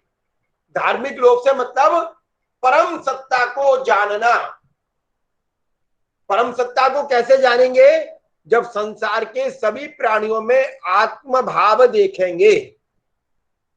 बृहदारण्यक उपनिषद में याज्ञवल्क्य यही कहता है, आत्मैव वही सर्वभूता नाम, जिसको वेदांत कहता है, श्रीमद् भगवद गीता कहती है सर्वभूत इते रतः। सभी प्राणियों में, सभी भूतों में समान, सबका हित समान होना चाहिए। जब ये देखेंगे तो ये धर्म है। दुनियावी बातें जितनी आवश्यकता है उतना प्राप्त करना, और सबके कल्याण की बात करना, सबके कल्याण में अपना कल्याण देखना, यह धर्म का विस्तार है। इसलिए गांधी कहते हैं धर्म के प्रति हमको लोभी होना चाहिए। अब ये जब हिंदी का धर्म है तो अंग्रेजी में क्या लिखा है इस बात को उन्होंने? रजत सर, चौथे सवाल का जब उत्तर देते हैं तो जो मैंने बात कही, उन्होंने बात क्या रखी, आप एक बार चौथे सवाल का उत्तर इसी जब वो देते हैं तो उन्होंने कह रखा है कि सांप्रदायिकता के लिए उन्होंने ये बात कही है। हालांकि उन्होंने तो अंग्रेजी में वो कहेंगे तो हमको कहेंगे we must be more religious, हमको और ज्यादा पांथिक होना चाहिए।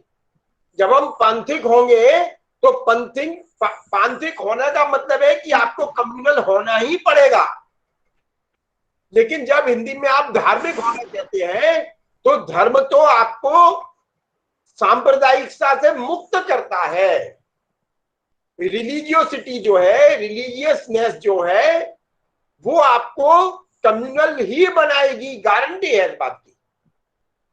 क्योंकि वो सिर्फ आपको अपने बारे में सोचना सिखाती है। लेकिन जैसे ही आप धार्मिक हो जाते हैं वैसे ही आप सबके बारे में सोचने लगते हैं। क्लियर है? क्यों? जी सर। आगे फिर प्रश्न करता है वो, इससे तो मालूम होता है कि आप पाखंडी बनने की तालीम देते हैं। पाखंडी बनने की तालीम क्यों दे रहे हैं? क्योंकि रिलीजियस बना रहे हैं ज्यादा से ज्यादा। आप यदि ज्यादा से ज्यादा रिलीजियस होंगे तो पाखंडी बनेंगे ही।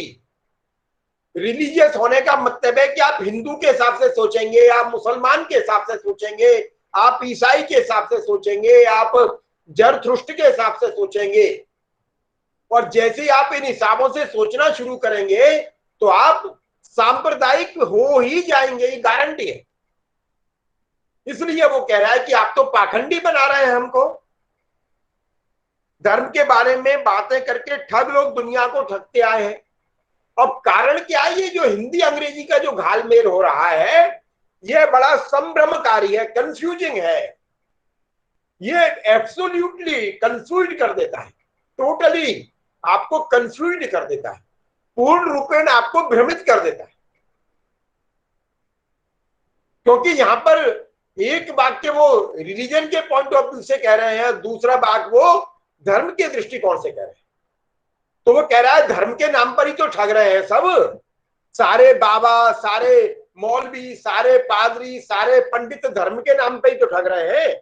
अब ये धर्म कौन सा है? अंग्रेजी का रिलीजन वाला धर्म है, हिंदी वाला, संस्कृत वाला धर्म नहीं है, जिससे ये तो बीजनी श्रेय सिद्धि सधर्म धृति क्षमा दमोस्त्यम शोचम इंद्रिय निग्रह धीर विद्या सत्यम क्रोध दशकम धर्म लक्षण, ये वाला धर्म नहीं है, ये रिलीजन वाला धर्म है। जब रिलीजन की बात होगी तो पाखंड आएगा, पाखंड आएगा तो ठग विद्या आएगी, आपको मूर्ख बनाया जाएगा, आपको इमोशनलाइज्ड किया जाएगा, आपको चीट किया जाएगा। तो ये वही बात कहता है। अब फिर गांधी जी की समस्या क्या है? वो सोच तो रहे रिलीजन के हिसाब से और उत्तर दे रहे हैं वो धर्म के हिसाब से। इसलिए गांधी जी के हिंदू स्वराज को समझना उतना ही कॉम्प्लिकेटेड है। If you are not able to find out the difference between religion and dharma, you can't understand Hind Swaraj. यदि आप धर्म और रिलीजन के मध्य भेद करने में सक्षम नहीं है तो आप हिंद स्वराज की व्यापकता को समझ नहीं सकते, यह समझ लीजिए आप। इसलिए वो कहते हैं, फिर उत्तर देते हैं, आप धर्म पर गलत आरोप लगाते हैं। अब जैसे ही वो कह रहा है कि धर्म पाखंड सिखाता है, धर्म तो चीटिंग करता है, फलाना करता है, ढिकाना करता है, सब कुछ प्रपंच तो धर्म ही के नाम पे हो रहा है, वैसे ही गांधी जी तुरंत डिफेंस मैकेनिज्म में चले जाते हैं और वो कहते हैं भैया आप धर्म को गलत ब्लेम कर रहे हो, यू आर ब्लेमिंग ऑन धर्म। क्यों?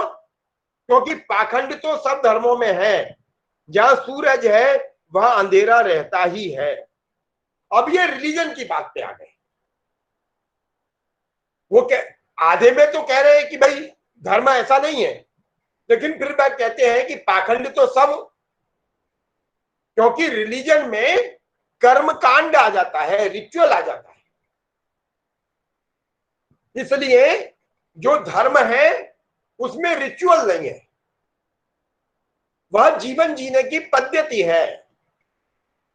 लेकिन रिलीजन में कर्म कांड आ जाएगा, रिचुअल्स आ जाएंगे, ये करना है, ये करना है, ये करना है, ऐसे हो जाएगा। तो वो कहते हैं पाखंड तो सब धर्मों में है, सब धर्मों में मतलब ऑल रिलीजन्स आर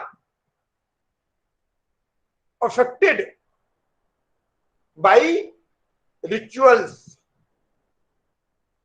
सब प्रभावित है रिचुअल से।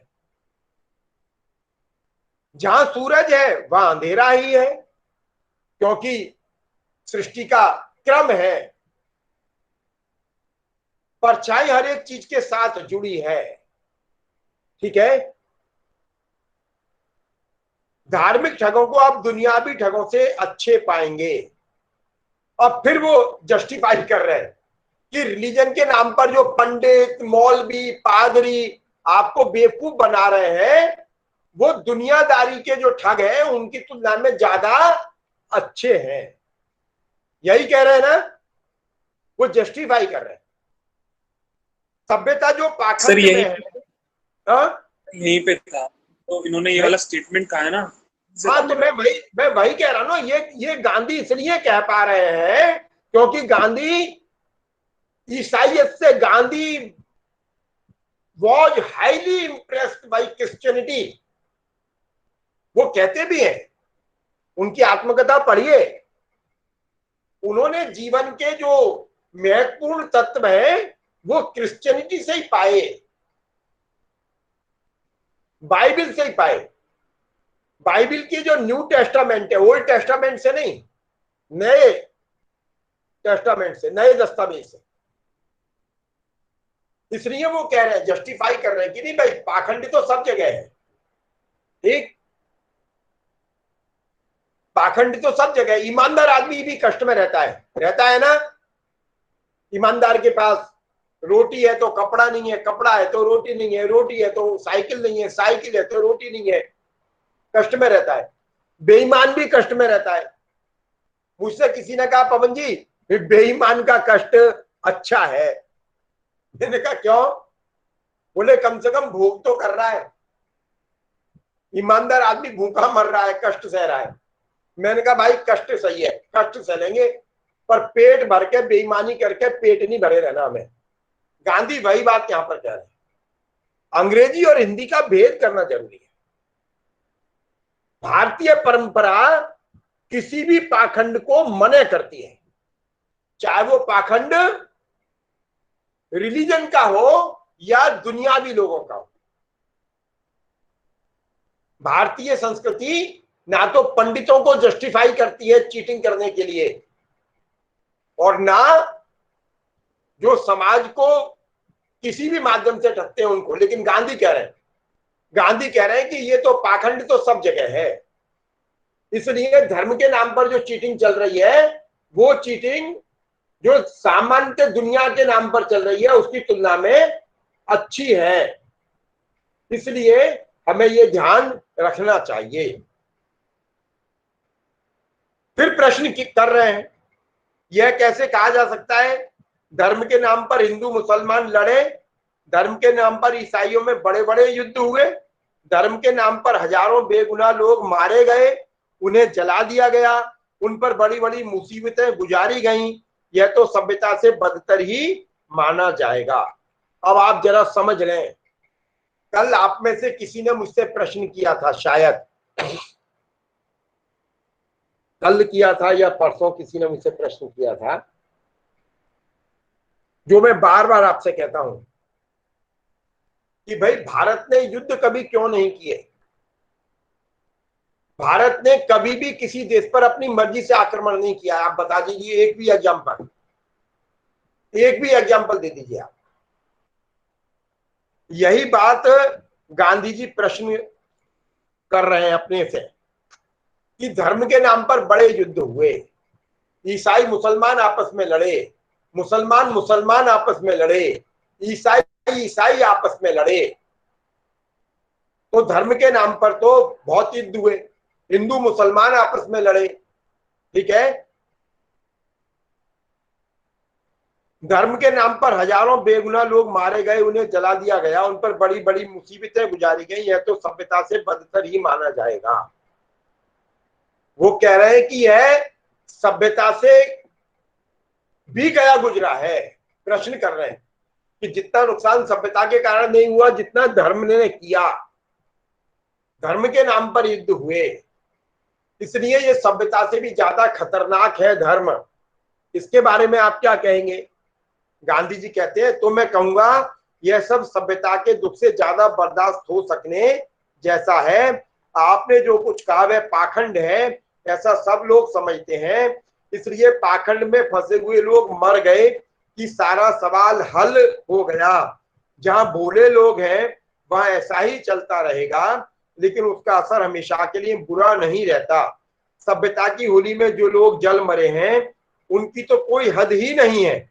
उसकी खूबी यह है कि लोग उसे अच्छा मानकर उसमें कूद पड़ते हैं, फिर वे ना तो रहते दीन के और ना रहते दुनिया के, वे सच बात को बिल्कुल भूल जाते हैं। सभ्यता चूहे की तरह फूंक कर काटती है, उसका असर जब हम जानेंगे तब पुराने बहम के मुकाबले में हम मीठे लगेंगे।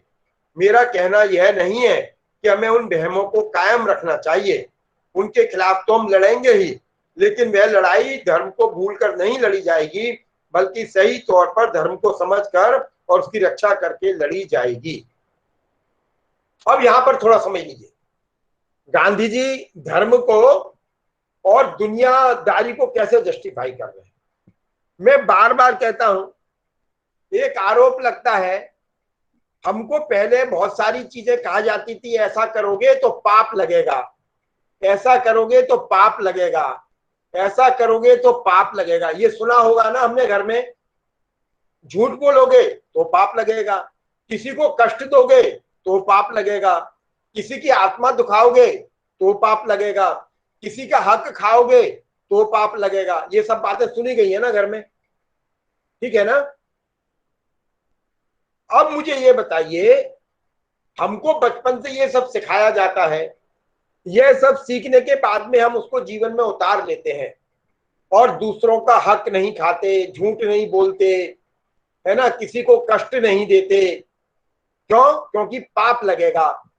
यदि पाप लगने के कारण हम ये सब नहीं कर रहे हैं तो अच्छा है या बुरा है? बताएं जरा एक बार, अच्छा है या बुरा है? क्यों? अच्छा है सर। हाँ, अच्छा है सर। अच्छा है ना। अच्छा, अब संविधान कह रहा है चोरी मत करिए, झूठ मत बोलिए, बहन बेटियों के साथ बदतमीजी मत कीजिए, भ्रूण हत्या मत कीजिए, कह रहा है ना, कानून बन गए ना। हम करते हैं या नहीं? क्यों?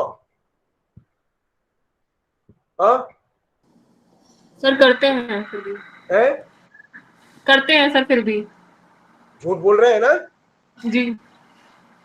ट्यूशन पढ़ाना मने है ना, ट्यूशन पढ़ाते हैं ना। रिश्वत लेना मने है, रिश्वत लेते हैं ना। हेलमेट लगाकर ही निकलना चाहिए, बिना हेलमेट के चलते हैं ना।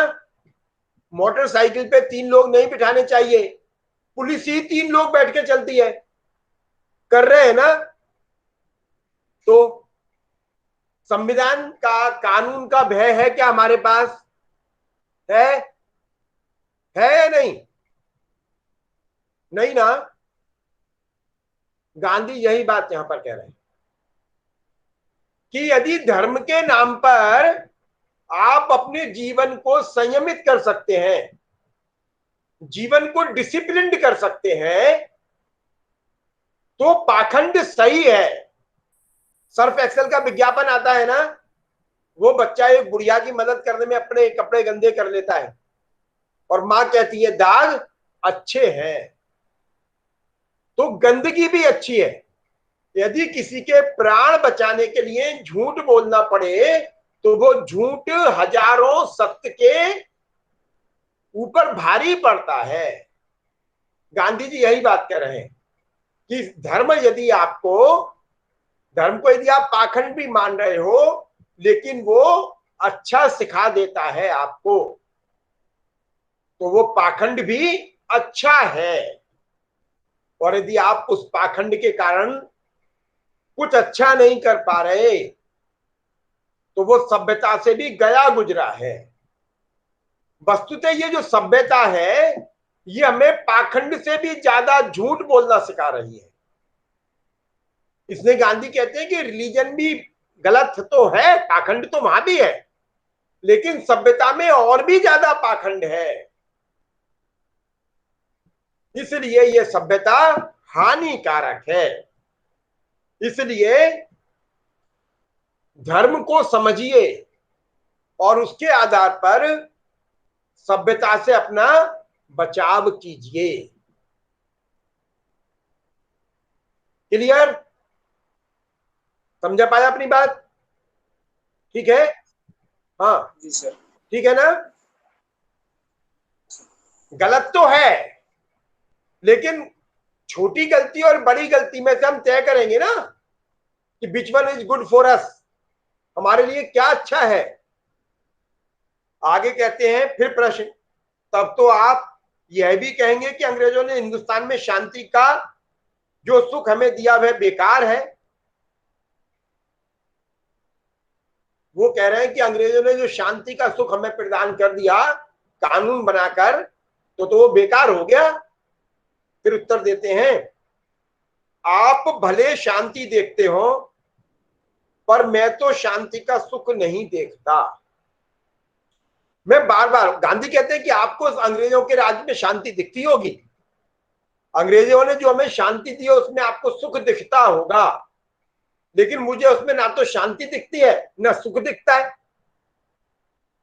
मैं फिर बार बार आपसे कहता हूं, उत्तरोत्तर जीवन में से नैतिकता कैसे क्षरित हो रही है, कम हो रही है, उसके एग्जाम्पल देखते जाइए। जितना माता पिता हमारे कम पढ़े हैं उतना ज्यादा ईमानदारी का जीवन जीते हैं। अच्छा बताइए, सबसे ज्यादा टैक्स की चोरी कौन करता है? बताइए। कौन करता है? सीए। हाँ? सीए। जोर से बोल, डर क्यों रहा? Chartered accountant sir. सीए करता है, सीए और इनकम टैक्स का वकील। और ये दोनों काय के लिए बने थे? सरकार को ज्यादा से ज्यादा टैक्स दिलवाएं, ठीक है। और धर्म क्या कहता है? मातृवत परदारेषु, पराई स्त्री को मां के समान समझो। परद्रव्येषु लोष्टवत, पराये धन को मिट्टी के ढेले के समान समझो।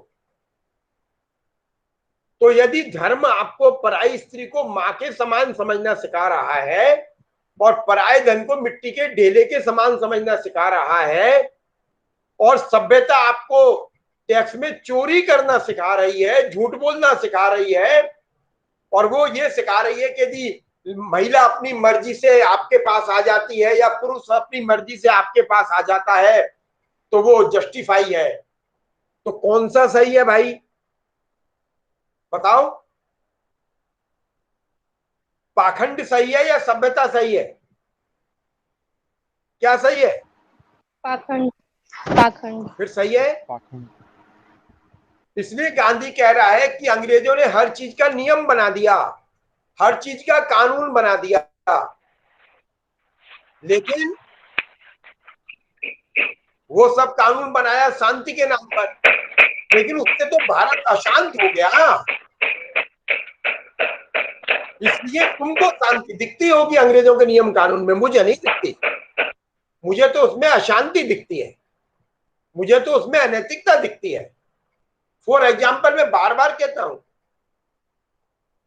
अंग्रेजों के आने के पूर्व भारत में जातीय दंगे का एग्जाम्पल नहीं मिलता, सांप्रदायिक दंगों का एग्जाम्पल नहीं मिलता। ये सब 19वीं शताब्दी के मध्य के बाद के एग्जाम्पल अंग्रेजों ने या तो गढ़े हैं।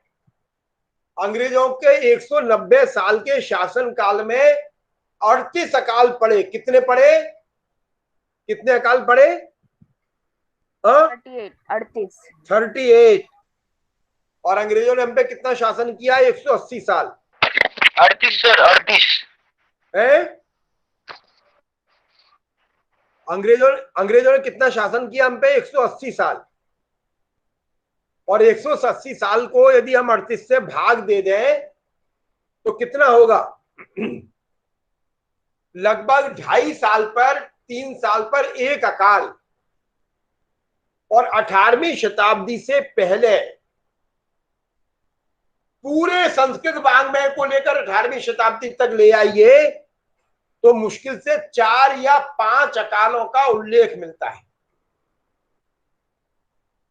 तो अंग्रेजों का शासन अच्छा था या अंग्रेजों से पहले का शासन अच्छा था?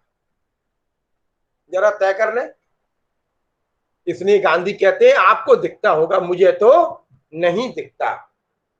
फिर प्रश्न आता है, फिर अगला प्रश्न। तब प्रश्न क्या है? तब तो ठग, पिंडारी, भील वगैरह देश में जो त्रास गुजारते थे उसमें आपके ख्याल से कोई बुराई नहीं थी। वही बात जो आज के एक विचारधारा विशेष वाले लोग कहते हैं, ये भी कह रहे हैं ठग, पिंडारी, है ना, भील। अब ये भील बदमाशी करते थे, ये नैरेटिव्स किसने गढ़ा? अंग्रेजों ने। किसने गढ़ा? अंग्रेजों ने।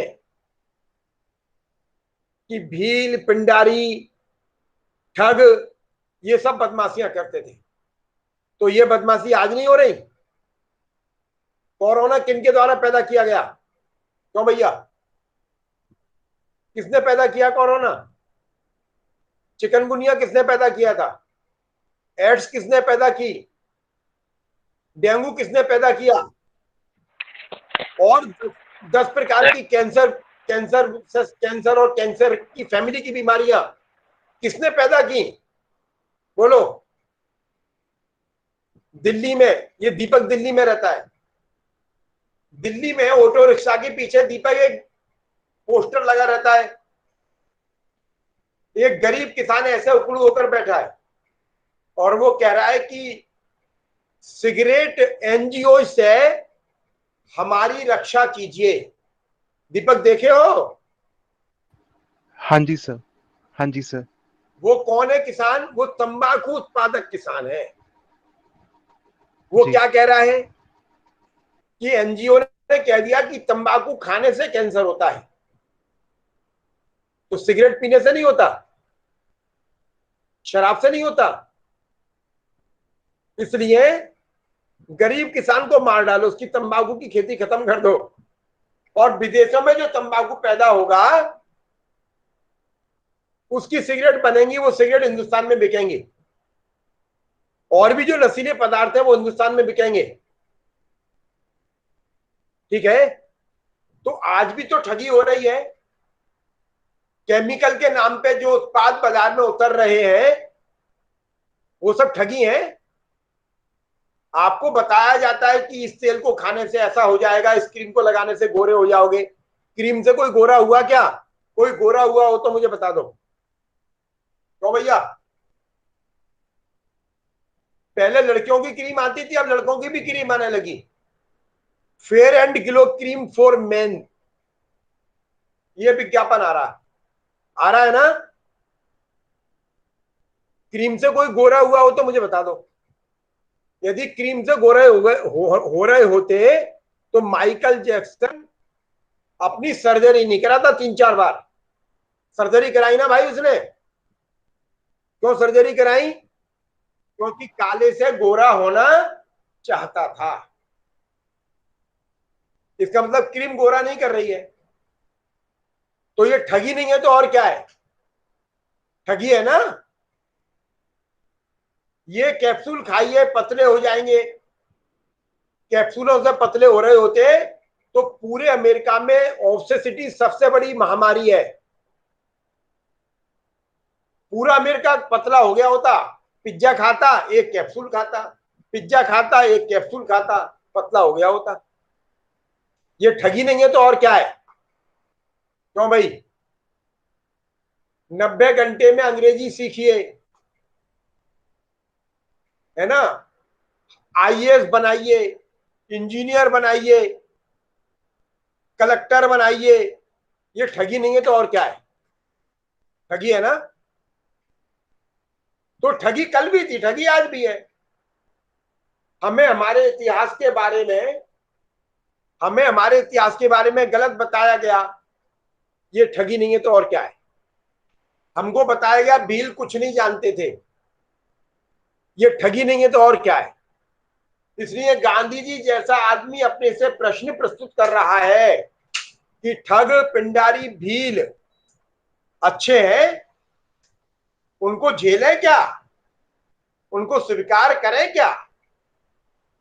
उनकी पूरी अपनी सभ्यता है, पूरी अपनी संस्कृति है, और वो संस्कृति इतनी जेन्युइन है, इतनी ह्यूमेन है कि आज की आपकी जो उच्च एडवांस सिविलाइजेशन है वो भी नहीं है। इसलिए गांधी जी जैसा व्यक्ति प्रश्न करता है, फिर उत्तर देते हैं वो। आप जरा सोचेंगे तो मालूम होगा कि उनका त्रास बहुत कम था।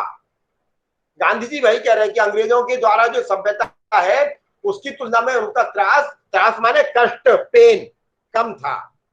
अगर सचमुच उनका त्रास भयंकर होता तो प्रजा जड़ मूल से कभी का, यदि वो वाकई में दुष्ट होते तो ये भारतीय लोग मर गए होते, खत्म हो गई होती भारतीय जनसंख्या। हालांकि शांति तो नाम की ही है। मैं यह कहना चाहता हूं कि शांति से हम नामर्द, नपुंसक और डरपोक बन गए हैं। ये जो वर्तमान शांति जो है इसने हमको क्लीब बना दिया है। वो कहते हैं नपुंसक बना दिए, नामर्द बना दिए हम। डरपोक बन गए हैं। भीलों और पिंडारियों का स्वभाव अंग्रेजों ने बदल दिया, ऐसा हम नहीं मान लें।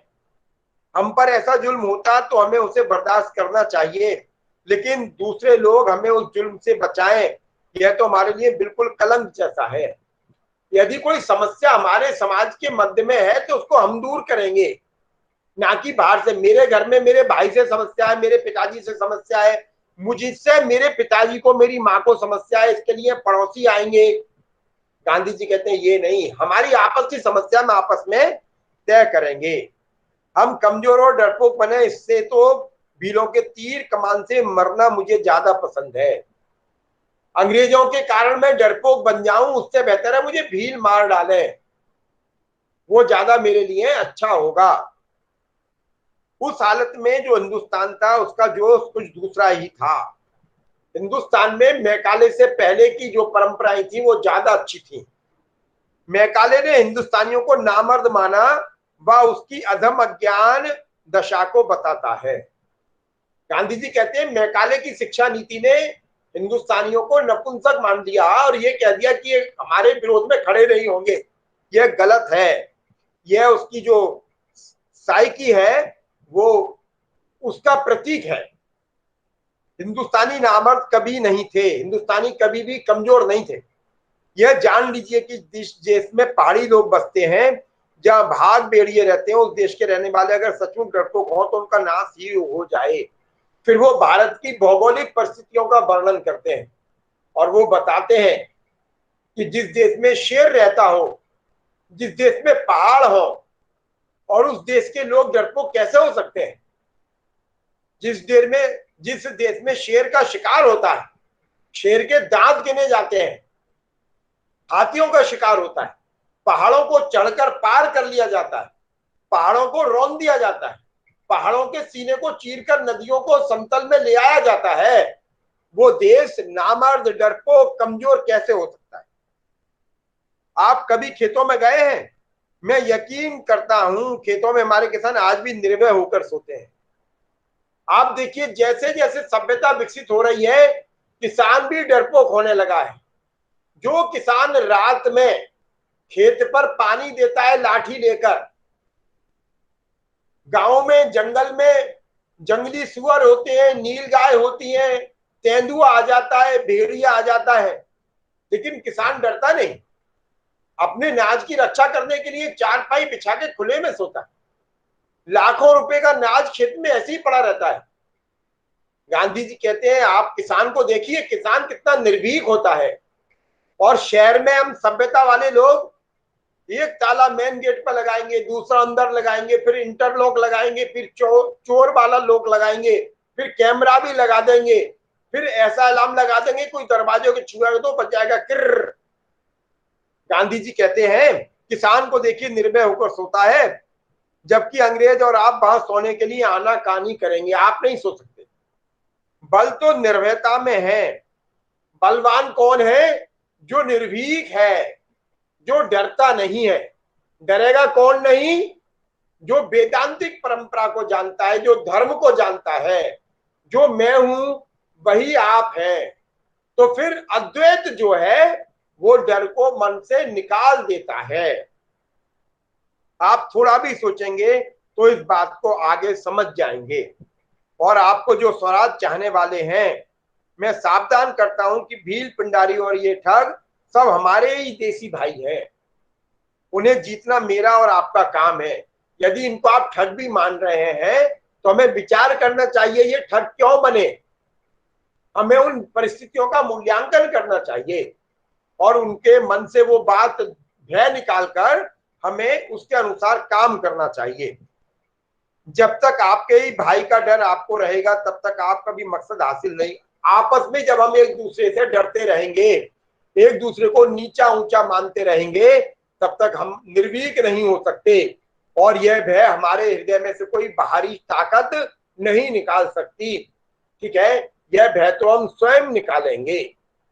यह चैप्टर यहाँ खत्म हुआ, 8वां चैप्टर। कुछ बात पूछनी है तो पूछ सकते हैं, बोलिए। हाँ, कुछ पूछना है? क्यों भाई? सर हेलो सर, अभी आपने संस्कृति और सभ्यता में भेद जो बताया उसमें आपने श्रम और धन का भेद बताया था, लेकिन अब देखे सभ्यता और संस्कृति में सर आपने धन और श्रम का भेद बताया था। तो सर अगर हम देखें तो सभ्यता ज्यादातर हमें मशीनों का यूज करने के लिए प्रेरित करती है और संस्कृति नहीं। तो अगर हम आज के युग में बात करें तो सर हम अपने आप को विकसित कर सकते हैं दूसरे देशों के कंपैरिजन में अपनी संस्कृति को अपना के और सभ्यता को छोड़ के। हाँ, कर सकते हैं, बिल्कुल कर सकते हैं। मैंने फिर वही कहा, लेकिन जितनी देर में, जितना समय में सभ्यता को अपनाने में लगा है, ठीक है ना, उससे कई ज्यादा गुना समय अब हमें संस्कृति की ओर लौटने में लगेगा। फॉर एग्जाम्पल, जबे बनते हुए देखे घर में, गर्मियों की छुट्टी में किसने जबे बनाए? जबे बनाने आते हैं आप लोगों को? जी सर। किस किस को आते हैं? Yes sir. किस किस को आते हैं? Yes sir. किस किस के घर में बनते हैं? बनते हैं। स्वेटर किस किस के घर में बुना जाता है? मेरे यहाँ। फंदे किस किस को डालने आते हैं तुम में से? किसको आते हैं? नहीं आते ना? क्यों मणि? सर आते हैं। अच्छा मणि आते हैं सर। बाकी को नहीं आते? नहीं आते ना? किसको आते हैं? किसको फंदे डालने भी आते हैं, स्वेटर बुनना भी आता है? स्वेटर बुनना नहीं आता, बस फंदे डालने आते हैं। क्योंकि मैं तुमसे 30 साल पुराना हूं। मैं अपनी माँ के साथ बैठ के फंदे डालना सीख गया, स्वेटर बुनना सीख गया, एक दो बुनाई भी जानता हूं मैं, ठीक है? क्यों? क्योंकि मेरी माँ ने मुझे सिखाया। लेकिन तुम लोग मुझसे 30 साल ज्यादा एडवांस हो। तुम्हारे जमाने तक आते आते तुम्हारे घर में स्वेटर बुनने बंद हो गए। क्यों? क्योंकि स्वेटर बाजार से बने बनाए आने लगे। तुम्हारी जो संतान होगी वो आश्चर्य करेगी कि स्वेटर कैसे बुना जाता है। मेरी माँ सूत काटती थी घर में चरखे पर, तो मुझे हल्का सा, बहुत एक्सपर्ट नहीं हूं, लेकिन मैं सूत काट लेता हूं, तकली से भी और चरखे से भी। मेरे घर में चरखा है आगरे में, मेरी माँ काटती थी। इसलिए मुझे ना सूत काटने पर आश्चर्य होता है, ना स्वेटर बुनने पर, ना अचार डालने पर, ना कचरी पापड़ डालने पर, ना मसाले कूटने पर, ना स्वेटर बुनने पर, ना जबे बनाने पर, ठीक, ना हाथ की रोटी बनाने पर। तुम में से किस किस के घर में ऐसे हाथ से रोटी बनती है? हाथ खड़ा करो। सब पानी पानी वाली किसके घर में बनती है जी। पक्का? तुम पे आती है? नहीं ना? ये कला तुम्हारी माताजी के साथ खत्म हो जाएगी, ठीक है ना? हाथ, पानी के हाथ से रोटी बनाना क्या है? संस्कृति। क्या है? क्या है? संस्कृति। और चकले बेलन से रोटी बेलना क्या है? सभ्यता। चकला बेलन में पैसा लग गया ना, पानी के हाथ में कोई धन का व्यय नहीं हो रहा, ठीक? चकला बेलन, और अब तो वो मशीन आ गई है, ठीक? आने वाले समय में तुम्हारी संतान चकला बेलन से भी रोटी नहीं बनाएगी, रोटी मेकर, रोटी पैक आया करेंगी, आने लगी है। उनको फ्रिज में रखिए, निकालिए, माइक्रोवेव में डालिए, वो फूल जाएगी और खा लीजिए, ठीक है? मेरे यहां विदेशी आए, मेरी पत्नी और मेरी भाभी खाना बना रही थी। उन्होंने कहा कि हम आपका किचन विजिट कर सकते हैं? मैंने कहा कर लो, हमारे यहाँ कौन सा इसका टैक्स लग रहा है। उन्होंने किचन में जाके देखा, मेरी भाभी से और मेरी पत्नी से पूछा कि इस रोटी के अंदर जो एयर है ना वो कौन पंप कर रहा है? मेरे मन में आई कह दूं कि हमारे दादाजी बैठे हुए वो पंप कर रहे हैं। फिर मेरी पत्नी ने, मेरी भाभी ने रोटी उनके सामने दोबारा बेली और उनको बताया कि ये अंग्रेजों को ताज्जुब होता है जलेबी के अंदर चाशनी कैसे इंजेक्ट हो जाती है, ठीक है, लेकिन आने वाले समय में ये सब कला खत्म हो जाएंगी, क्योंकि वो इसी प्रकार से संस्कृति को सभ्यता नष्ट करती है। धीमे धीमे आप अपनी संस्कृतियां भूल जाओगे, स्वेटर बुनना भूल गए, कचरी पापड़ अचार बनाना भूल गए, ठीक है ना, घर में सॉस बना लेते थे, जेली बना लेते थे, जैम बना लेते थे, वो सब भूल गए, पापड़ भूल गए, ये सब चीजें भूलते चले जाओगे। पहले लड़की देखने के लिए आते थे तो सामान्यतः पूछा जाता था, बेटा ब्लाउज बना लेती हो, पेटीकोट बना लेती हो, बनियान सिल लेती हो, ये पूछा जाता था, ठीक। अच्छा स्वेटर बुन लेती हो क्या, जरा दिखाओ कौन सा स्वेटर बुना। अब नहीं पूछा जाता, अब तो सोचेंगे पागल है क्या ये पूछ रहा है, ये पूछ पैकेज कितना है, ठीक है ना, कितना अर्न करते हो महीने में, अब ये पूछा जाता है। क्यों? क्योंकि सभ्यता है, सभ्यता बढ़ेगी तो पैसे का चलन बढ़ेगा, मुद्रा का चलन बढ़ेगा, संस्कृति बढ़ेगी तो समाज का चलन बढ़ेगा, समाज का दखल बढ़ेगा, समाज मजबूत होगा। सभ्यता समाज को कमजोर करती है, समाज को डरपोक बनाती है। गांधी जी जिसको कह रहे हैं नपुंसक, नामर्द, डरपोक बनाती है सभ्यता, ठीक है। इसलिए गांव में देखो किसान भी अब अपने खेत की बाढ़ तारों से बनवाने लगे हैं, क्योंकि डरपोक हो गए। भारत में यह माना जाता था कि खेती हमारे लिए तो है ही, लेकिन यह खेती जंगली जानवरों के लिए भी है। इसलिए किसान कहता था राम जी की चिड़िया राम जी के खेत, खाओरी चिड़िया भर भर पेट। हमारे यहाँ यह माना जाता है कि जो आता है वो अपने भाग्य को अपने साथ लेकर आता है।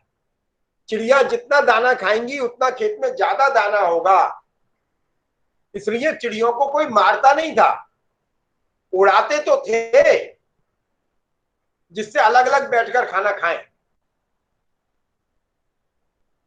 हम लौट सकते हैं संस्कृति की तरफ, लेकिन बहुत टाइम लगेगा। जितना सभ्यता को लागू करने में 200 साल लगे हैं, तो संस्कृति की ओर लौटने में 200, 300, 400 साल लगेंगे। ठीक उस प्रकार से जिस प्रकार से तुम अब पानी के हाथ की रोटी नहीं बना सकते। मक्का की रोटी तुम में से कोई बनाता है क्या? कोई जानता है मक्का की रोटी बनाना? Yes sir. कैसे बनाती है, पानी के हाथ से या प्लास्टिक की थैली लगा के? सर हाथ से, ये जो होता है ना ये से ऐसे बना लेती है ऐसे? हाँ जी। तो भाई साधुवाद ताली बना दो अपनी बहन के लिए, बड़ी के लिए। और कोई जानता है क्या? और कोई जानता है मक्का की रोटी बनाना? नहीं सर। बाजरे की? मणि बाजरे की बना लेती है? नहीं सर। क्योंकि बाजरे की और भी कॉम्प्लिकेटेड है। ये सब कलाएं हैं। संस्कृति कलाओं पर अवलंबित होती है, संस्कृति विद्याओं पर अवलंबित होती है, ठीक। ये धीमे धीमे खत्म हो जाएंगी बिल्कुल। अब इनको सिखाना, पहली बात तो तुम ही नहीं सीखोगे, तुम कहोगे पागल हो गई हो क्या, ठीक। बाजार में बसेरी मिलती है, सरसों के साग को ऐसे घोटते थे पहले, अब कोई घोट कर नहीं बनाता, उबाल लेते हैं और मिक्सी में पीस लेते हैं, तो वो सरसों का साग थोड़ी लगता है, उसमें आलन ही नहीं लगता। अब तो सरसों के साग में आलन इसलिए लगाया जाता था जिससे जो सरसों को काटा है उसका रेशे से रेशा मिल जाए, जो गैप्स हैं वो खत्म हो जाएं।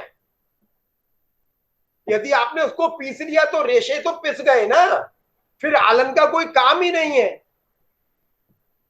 तो जैसे आपने पालक पनीर खा लिया, वैसे आपने सरसों का साग खा लिया, कोई टेस्ट ही नहीं है। गांव में भी हमने अपने सहयोगी हैं डीयू, हमने उनसे कहा भाई अपने घर में मक्का का साग हलवाई लगवा दिया उन्होंने, और वो मिक्सी में पिसा हुआ साग खिलवा दिया। हमने कहा भाई ये तो शहर में ही खा रहे। तो संस्कृति लागू हो सकती है, लेकिन बहुत समय लगेगा। जितना समय इसको खत्म करने में लगा है, नष्ट करने में लगा है, उससे ज्यादा समय इसको अब लागू करने में लगेगा। और जितना ज्यादा समय लगेगा, लेकिन ये तय है कि जब यदि संस्कृति परक समाज का निर्माण हो गया, जो असंभव है, संभव नहीं है। मुझ जैसे आदमी को भी अपने परिवार में थोड़ी बहुत संस्कृति बचाने के लिए दिन रात संघर्ष करना पड़ता है। मैं छुपाता नहीं हूं ये बात। क्यों? क्योंकि मेरे बच्चे मेरे साथ रहते हैं, फिर वो हॉस्टल में रहते हैं। हॉस्टल में तो उनको सभ्यता ही जीनी है, नहीं तो मर जाएंगे। फिर घर में आके मैं उन्हें दलिया खिलाना शुरू करता हूं, दलिये में सब्जी डालता हूं। वो कहते हैं ये खा ले, तो शर्त ये होती है कि खा लो, लेकिन उसमें भी भांति भांति प्रकार की सब्जियां पड़ेंगी। लौकी पड़ेगी, तोरई पड़ेगी, पालक पड़ेगा, गाजर पड़ेगी। द्वंद्व है सभ्यता संस्कृति का बच्चों के साथ। संस्कृति लागू हो सकती है, पर जिस प्रकार से, जिस सहयोग से सभ्यता आई है, सभ्यता किसके सहयोग से आई है, कोई बता सकता है? हाँ? क्यों रजत? सरकार के सहयोग से सभ्यता की प्रतिष्ठापना हुई है। शास्त्र भी यही बात कहता है, और नियम भी, कानून भी, संविधान भी यही बात कहता है।